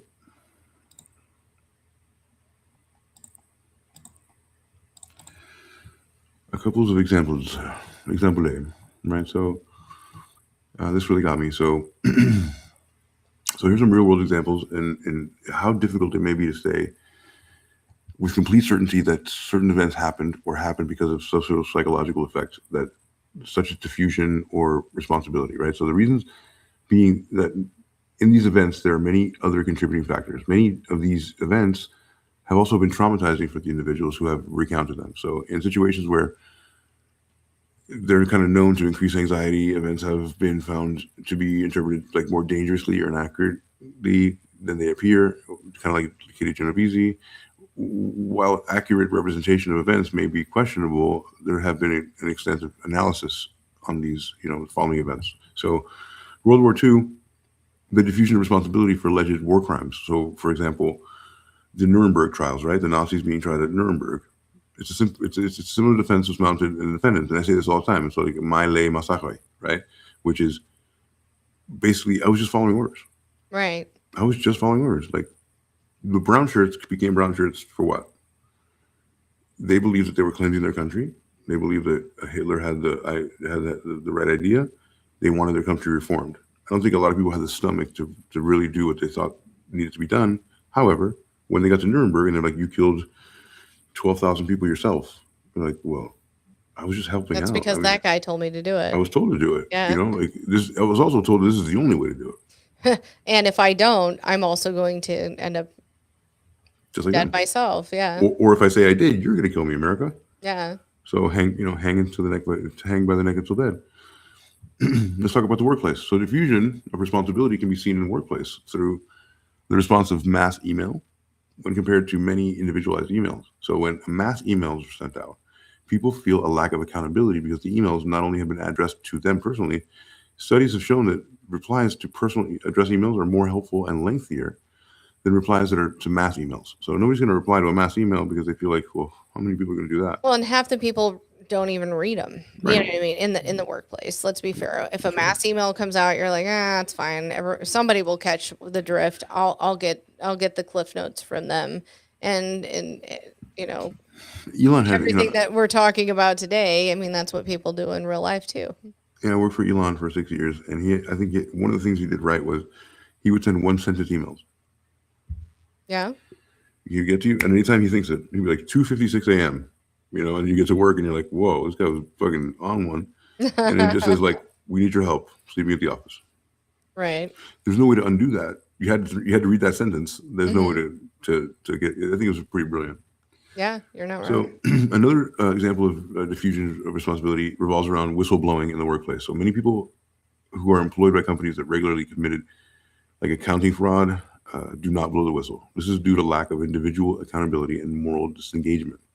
It has been shown that many people often get too focused on their like individual tasks and they forget to think more about the moral responsibilities of an organization as a whole. Thus, whistleblowing may not even be considered because, moreover, the companies where it's promoted, people still do not participate since they assume that others will take responsibility, right? They like somebody's going to fry for this. It comes up like nobody's going to fry for this because you don't speak up, causing feelings of similar kind of lack of accountability because everybody feels detached. And it's like, well, first of all, I don't want to shit where I eat. I don't want people to think that I hate the place.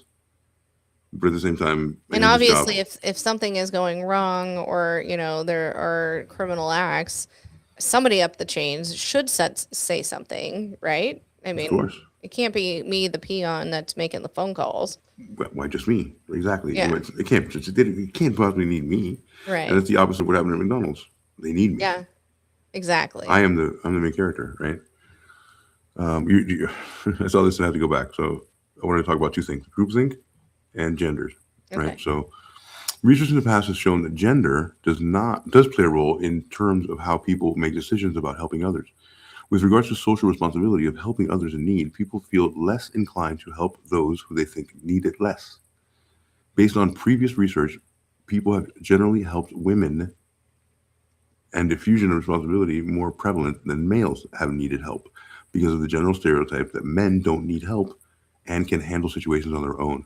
Whereas women were perceived as weaker than men, new research has shown that with changing viewpoints on gender stereotypes, diffusion responsibility is less prevalent when lone women is in need of assistance due to a women's liberation movement, which has helped change stereotypes, but it's not changed their physiology. So Right. we can think that we can do whatever we want, but still, if you're being overtaken by a man, you can't be delusional to think that you don't need a gun or a mace package, right? So like, make sure you have that. If somebody attacks you in your parking lot, just fucking bang his eyes out with that thing. Sure, just don't be delusional about it, right? It can't like.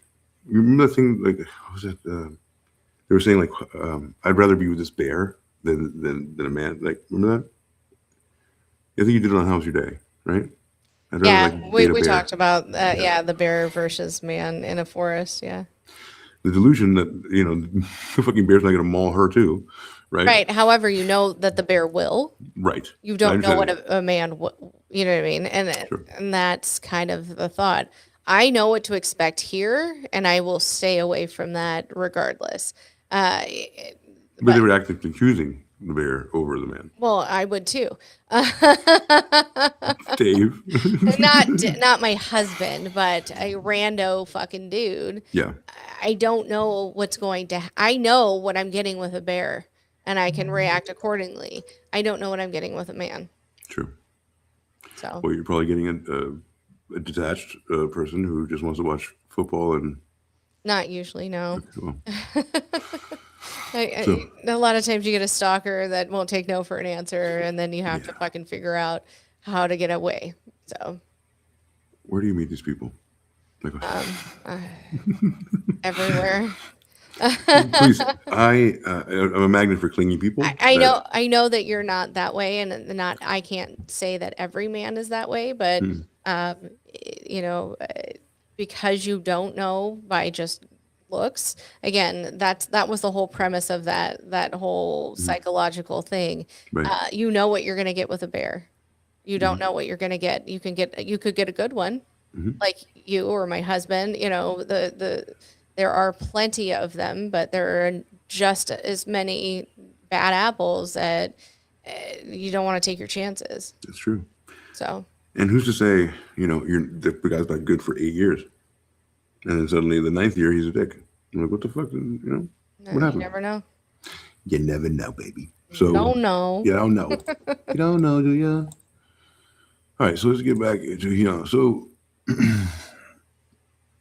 I say that courage isn't the absence of fear; it's refusing to let the fear make the decision. Okay, so we'll let the audience be the court, and you guys can kind of get back to us if you want to comment on that. Yeah. It's going to kind of like a slow, like commenting day. But, for live comments, you can also always do that. I'm going to repeat that. When we're live, you can even call in. You can do anything you want. I'll figure it out on the fly. Yeah, we got this. Absolutely. Yeah, we got this. Yeah, we got everything else. Yeah. So tonight, you guys are the jury. So here's the question. This is for you guys in the comments for later, for YouTube Shorts, for now. when we bring this to the live format. So here's the question. If someone records a tragedy when they could have reasonably helped, have they failed morally? And then second question to you folks in the, on the interwebs. Should society expect more from strangers, or is that an unrealistic burden?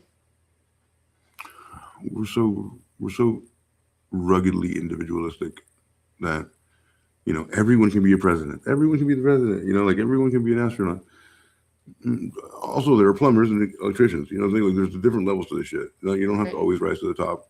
Maybe, maybe your best thing is not intervening on that. Maybe you are the best to give the CPR. Once that's intervened with, maybe then give the CPR.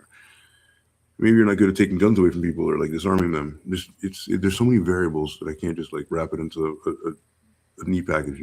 I know, and I think in that respect, I do think we should expect more from strangers, but it is unrealistic to think that way. It's not an unrealistic burden, but when you think of human decency and empathy and things like that, one would think that a passerby or a bystander, like we've been talking about all night, should at least have the common decency to even just call 911.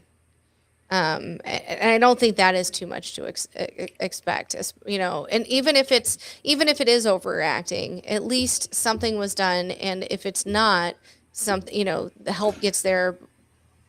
Maybe you don't need it that second, but just calling them coming proves that you're not alone in the world, right? Like, right. Even if they don't get anything done that second that they get there and say, "Ma'am, is everything okay?" As a single female, fuck, if I call them, they will come up. That's a lot more grounding than it's like. I'll tell you, pigs. The times when I was running and I've fallen and nobody fucking did anything. What if I was seriously hurt? You know what I mean? No fucking people scattered. Like, I don't want to deal with this. I've seen it first fucking hand, and it was as benign as falling, but I could have seriously injured myself. Of course. The second time I fell, I had the biggest raspberry all up on my leg. My hand was skinned, it was, and I wasn't too far. Yeah, so bad. Thankfully, somebody, and in the respect, somebody at that moment did say, "Hey, are you okay?" And I was so embarrassed. I was like, "Yeah, I'm fine." And I limped back to work. Yeah. But I had to get home. I had to get back. I had to clock back in from lunch. But you were so obsessed you were fucking running marathons at lunch. I did feel that at that. So the first time I fell and nobody said a word, my glasses fall off my face, 20 feet away from me. I have to go find them. I'm a mile and a half away from work at the time, and I had to get myself back.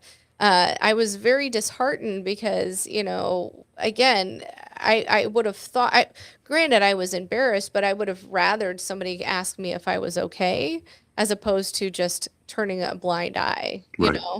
What if something bigger happened to me? The only thing when I used to run, because I ran downtown, it was, downtowns, as you know, most places are a mix of unhoused people, business people, whatever. And what if somebody was chasing me? The only thing that got me through running downtown was knowing that I could probably outrun people. Right. Just the act itself. It's like, all right, I can do this, right? But if the cops would have intervened at the right time, they would have instilled more confidence in you because look, they're watching.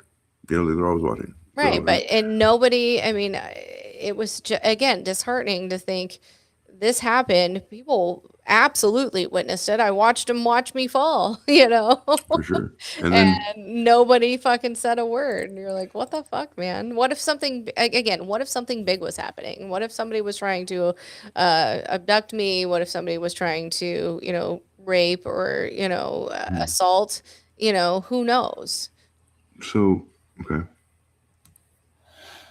I guess you have to, so to start with, you have to have some level of respect for law enforcement because they're ultimately the ones who are going to, take care of the situation. You're not going to do it. Like you're just the bystander. You're the person that's helping to a certain extent.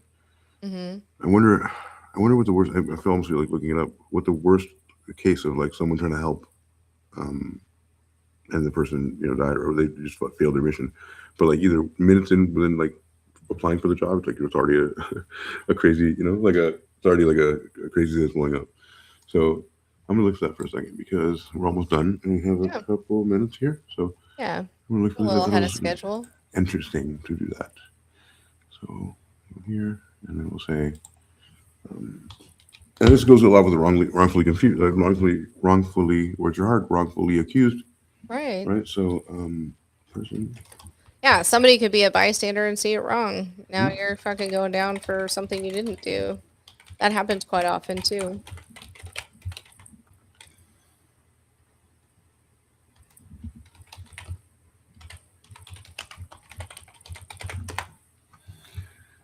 There we go.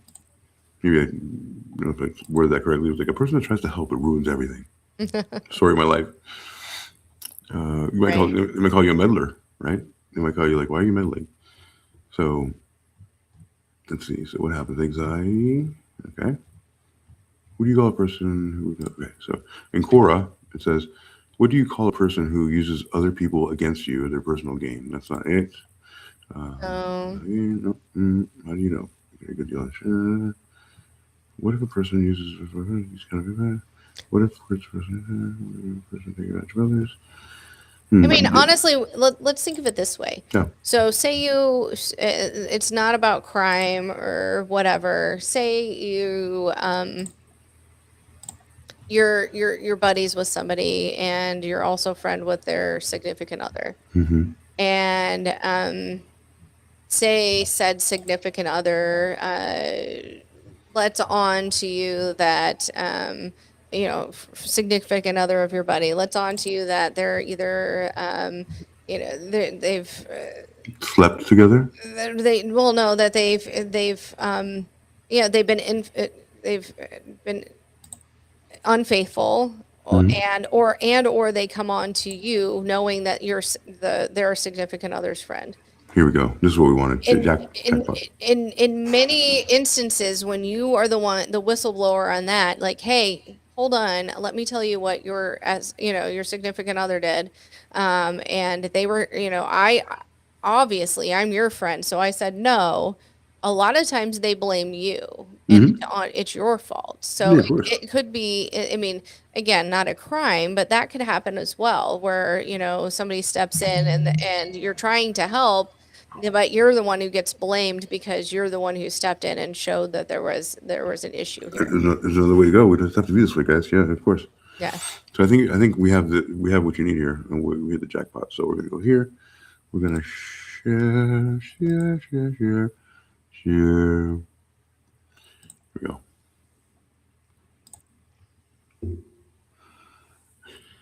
This is what we wanted to do. So when someone constantly tries to help but ends up making things worse, psychology often calls this a savior complex or the white knight syndrome.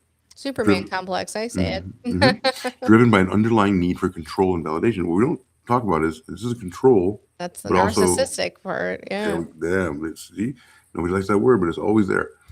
Savior complex is a psychological state where a person feels deep, unconscious compulsion to fix others. Their self-worth depends on them being needed, so they rush to solve problems without being asked. You know you know somebody like that? Yeah, I've been that way before, actually. I'm talking to one. Okay, No, got no, it. no, not so much. I just feel like, no, I joke, but I feel like I joke. I'm not that, like, have to. I don't need people to need me. I Mhm. just feel like I want to be there if somebody needs me, if that makes sense. I don't want to, But we not also be have there if we they also do. we also have perspectives, and we know our skill set, right? Hmm. We know what we're good at. Right. If we automatically think that we have a skill set that may match, we also want to Right. rush to it. We want to rush to it because we're also like, hey, but trust me, I do. It's almost like a resume. I've done this, so you want me on that. Right. Yeah. It's kind of crazy if you think about it. So pathological altruism or intrusive helping. Intrusive helping. I don't intrusive help. No. Okay, I'm not accusing you. Don't do that. I'm just trying to introspect. Am I actually this way? I may joke about having a Superman complex, but I don't think so. Just a touch. So this is behavior disguised as generosity that actually crosses boundaries, removes a person's autonomy, and serves as the helper's ego for a need for dominance rather than the recipient's actual needs. So then we have control and anxiety. Underneath the helpful exterior is often a high personality anxiety, which means it's managing or fixing external chaos makes the helper feel safe and in control because they're actually doing something for somebody else. They feel like they can manage that. They can't, in reality, they can't manage themselves. Right. And this is while stillness or lack of crisis feels threatening. If there's no, and this is the scary. This is the scary part of it. I was telling my roommate this today. There's some people who don't want to be saved because if they're saved, you're changing their identity. Well, it's the institutionalized thought. You know, some people get into the the penal system, and Penal. they become I know Load. become institutionalized, where all they know and feel comfortable in is being in prison, and so they may be getting ready to get out of prison, and they will do something to keep themselves in, just Yeah. because that is what they're comfortable with. I mean, it's the same school of thought for that. How about that? How about a chick that like marries, let's say, like a Wade Wilson in prison, and he somehow does something where he can get out of prison. She doesn't necessarily want you out of prison. No, Just she'll 'cause probably you're find a way to keep you in there. exactly, so like I put this together myself. Of course, it's a very old concept, but I was proud of myself because I was like, okay, this person, if I strip them, if I help them, even though they're talking, it sounds like a cry for help. It's not. It's a cry for validation. And if you actually help them, you're taking their entire identity away because Right. they're professional victims. Yeah, it happens. Yeah. So there's so many things you can come up with me like a cataclysm. It's like that was a good one. You're exposing the fact that I'm not. So why it ruins everything. My apologies. So by jumping in to fix things, they treat the other person as incapable, preventing them from learning from, and handling their own mistakes. It creates resentment. Helper feels unappreciated or victimized when the gift of help, kind of wrecks the situation or is rejected, while the recipient feels smothered, controlled, and micromanaged. So there's a person on the other end here. You might feel good about yourself because you're white knighting it, but somebody, I don't want to feel like But maybe I I need don't help. need you to save me. Who are Maybe I'm you? just fine on my own. Right. Maybe I need to Maybe- go through this lesson. Yeah, or maybe you're inventing a problem that I have and I don't. There we go. And now that's when it gets ugly and nefarious and gross, right? So Yes.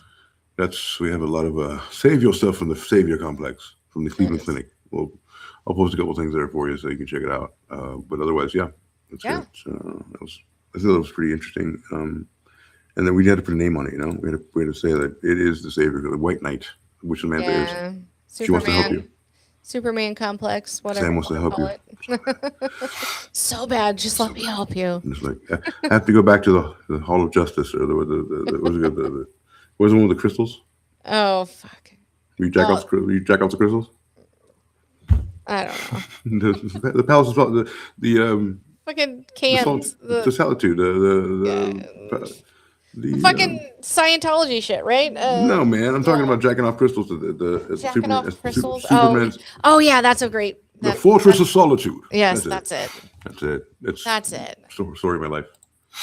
I So- loved the original Superman, by the way. The Richard Donner ones. Yeah. The blue the Christopher Reeves. Yes. Yeah. Yes. So yeah. So tonight wasn't about Kitty Genovese. It wasn't about psychology experiments. It wasn't about smartphones or it wasn't about crowds. It wasn't about McDonald's or psychological, torments. It was about, mirrors. Like, who are you? Like, what are you giving to society? What story are you inventing for you not to help? And I'm not telling you to, but I am telling you this. There are laws in place to help you. Good Samaritan laws. You understand the psychology behind why you wouldn't do it. So now Right. I'm dismantling you now, not you, them. We understand why we're inclined not to do it. There are laws in place for you to do it without consequence. There are certain psychological traits that you can check yourself with, so you're not being a white knight or a savior. So why not help the next time? Like, Yeah. you might not be the person that is most equipped to help, but you could be the only person that could help. Yeah, and to that effect, not every emergency asks that silent question. Not who's qualified, not who's brave, not who's trained. Sometimes the only question is who's willing to move first, just like you just said. Like, who's in a position? And if you're generally scared and you don't know what to do and you're in the first position, just get the fuck out. Step back and let somebody who wants to help or is capable to help to do it. But if you freeze up and you're like in the people's way, now you're a part of the problem. Yeah. So maybe that's the bystander effect. It's like so unsettling because of that reason. It removes our favorite excuse, which is, we like believing that evil wins because evil is powerful, and we're not powerful. And there's bad things that happen, and like they have to happen because this is the kind of world we live in. Sometimes evil wins because good people just hesitate to be fucking good. Yeah, and not because they don't care, not because they're monsters, because they're human, and because they assume someone else would do what they themselves were hoping someone else would do. Or are waiting for the permission to do. Yeah. Right? Because we all know as soon as we get let me compression. Start this up. CPR. Let's help him out. Mouth to mouth. Everybody now wants to kiss the guy, right? Everybody's like, "Oh, I want to mouth to mouth him." Well, you had your chance. You were watching him bleed for 5 minutes. So maybe that's the real question, though. Like, the crowd isn't a person. The crowd is an illusion. A crowd is just a bunch of individuals waiting for another individual, right? History remembers the size of crowds. It remembers the person who stepped forward. And every generation asks itself the same question: what would I have done during injustice, during a violation of rights, wanton violence, during a disaster, during history itself? Like, maybe that's the wrong question. Maybe the better question is, what will I do next time? And because there will be a next time, there's no question. Not necessarily on the evening news, but there will be a next time that you're around something that you can help without being a narcissist douchebag about it, right? and not having to go to Nuremberg trials to hang, right? So there's an in between, and then maybe at work, at school, your neighborhood, your family, next Thanksgiving, and somebody has to act first. Somebody has to speak first. And you might have to be the person that says, "Okay, you call 911. You do this." Maybe you have to be that person. If the only way our structures work is with the leader, then fucking be a leader, Right. So the psychology that we've talked about tonight just won't disappear. It's just like a perpetual thing. It's life. It's the people that are around you, and that shit's not going to stop happening. But you have to have a choice. Yeah, and maybe courage isn't something we're born with. Maybe courage is a habit. One small decision made before the emergency ever arrives. A promise you'll quietly make to yourself. If the moment ever comes, I won't wait for permission. I have a song called Permission, and and it says that it's like I don't really care what you say. I don't need permission. I don't need permission to do anything. For you, your decision against me is not gonna. It has no bearing. So it's true. Nobody's looking at you. Nobody is waiting for you to fuck up. Nobody's looking at you the way you think people are looking at you. Just step up. If it's wrong, then get the fuck out of the way. Agreed. So our answer tonight is yes, because a crowd doesn't act, right? People do. People, a company isn't a fucking four walls. A company is a bunch of fucking people, right? So we have to take individual responsibility too, and we have to do it one person at a time. Yeah. So this has been Thought Brokers, episode 10. Everybody saw it. When witnesses do nothing. And if tonight's conversation made you think differently, share it, or give a like, a comment, subscribe. Just any engagement helps a lot. Yes. We're a new show, so obviously the algorithm hates us. So we need to make sure eyeballs and things. And if we moved you at all, I mean, that's what we're here to do. So let's do it one person at a time. Good night. Think deeper. Yeah. Thanks, guys. If you have any suggestions on what you'd like us to go over, we do have a channel on Telegram. Go into that. Let us know what you think. And we will try to get to whatever people are wanting. We are trying to build our YouTube Thought Brokers. Again, I've been horrible about downloading and uploading onto Thought Brokers.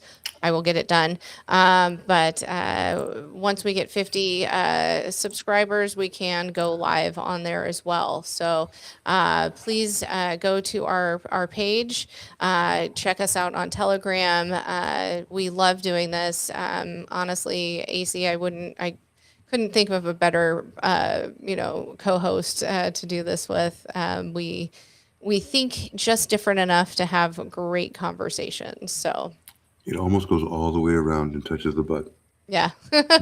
So This is our channel. Please, if you guys have Telegram, this is probably the best way to get in touch with us. You can chat with us. You can talk to us and say, hey, that was an awesome episode. Yeah. That episode was booty. You say that too. You but can. either way, yeah, we won't believe you, but it's fine. Yeah, we'll be like, actually, we've had a couple, turds, but it's fine. Couple turds. Yeah. It's fine. But yeah, this is all there. You're going to get your episode there right after our show. You're going to get discussions if you want to. Yes. We're excited to make the community grow a lot faster. But yeah, absolutely. Check us out. AC, I didn't tell you, and I will tell everybody. Barb, District Attorney Romo, hey, Barb, is in town, and we had dinner with her last night, and she has a case that we could talk to her about. We'll set it up. And then my sister is under the weather tonight. She was going to come on tonight, but I'm thinking next week for her. So. How can I personally put myself on the line to get her above the weather? I don't know. I can help now. I know you can. I can help now. You can. I will lay my body down to make her feel better. Right. I know. No, she had like an ear infection or something. So regardless, folks, thank you for joining us every Friday night. It's so much fun. There's nothing I'd rather do. This is highlight of my week. So do you have any other words? I kind of rambled on there. I think I'm out of words other than like, look at our motif. Look at this stuff. It's I know. like, It's so really awesome. well done. You're It looks so really good cool. at this. What the fuck? So it's all out there for you. Come and say what's up. We share stuff. We tell us what to do next. We are submissives really at heart. We just we're just people pleasers. We're just good boys and good girls. Yes. All right. We will see you next week. If you have any questions, let us know, and we'll see. Live on Go Ahead Streamers next week. Yes. All right. Bye. Peace.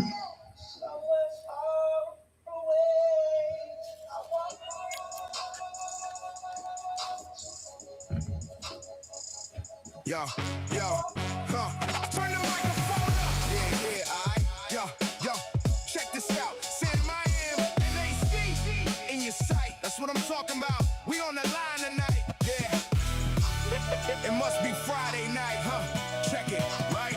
Thought brokers on the air. It gotta be Friday night. You know AC and San Miami. Every take come tight. They come correct with the true crime. Cut through the hype. If you ain't tapped in yet, you behind on sight. They got the news, got the facts. Every angle they glean. Thought brokers breaking down true crime coats in between. Story veterans, seasoned voices sitting the scene. They've been cooking up these cases for a hot minute. Claim if there was trophies for getting lit and still going live. They sweep the whole award show. Every medal, all five. Bus brain, sharp take, still the logic survive. They keep it honest, keep it raw, keep the madness alive. And it's not only news, it's the jokes that they choose. Words are hard. One-star strip clubs, they review the rules. Very passionate rundowns on them toys who get used. Amazon confessional, pick a product and mute. Alex murder, OJ headlines, Gypsy Rose in the file, twin flame scammers, Menendez on the case profile. People kidnapped, hoodwinked with a digital smile, scammed and straight up whack. It's in the docket on trial. It don't matter the fatter that the storyline stack. The better payoff in the end when they're running it back. They break it down frame by frame, every detail intact. Never slack, never clock out, they stay on the attack. These actually last one Perfect duo to make you look and actually see all the bad in the world. actually Underneath, from the killers to the monsters living right down the street. They stuck on pretty phrases. They don't dance round facts. Ain't too many extra fillers when they talk on the ass. They just lay it how it is. How they feelings react. Bang bang, case closed, vanish on track. What about coats? They got that every chapter brings on. From the quiet game suburbs to the factions going on. When they got an obsession, run insanely strong. They call it twisted out. Tell you why it's been somewhere out there is a system that keeps letting it slide. Whole towns look the other way, just protecting the pride. But the brokers will receipts, bring the truth to the light. Name the patterns that repeat when the money's in sight. Best in the world at exposing the scheme. So sit down, let the feed roll. Welcome into the stream. One of the best boy girl tag teams you ever have seen. Pulling threads on every case. Motives are clean. Words are hard. Yeah, Sam, but you still land tough. Hard as hell, but you spin them when the topics are rough. Might laugh at the stumbles when the phrasing is scuffed, but the insight stays sharp and the research enough. Yeah, AC, yo, where you at?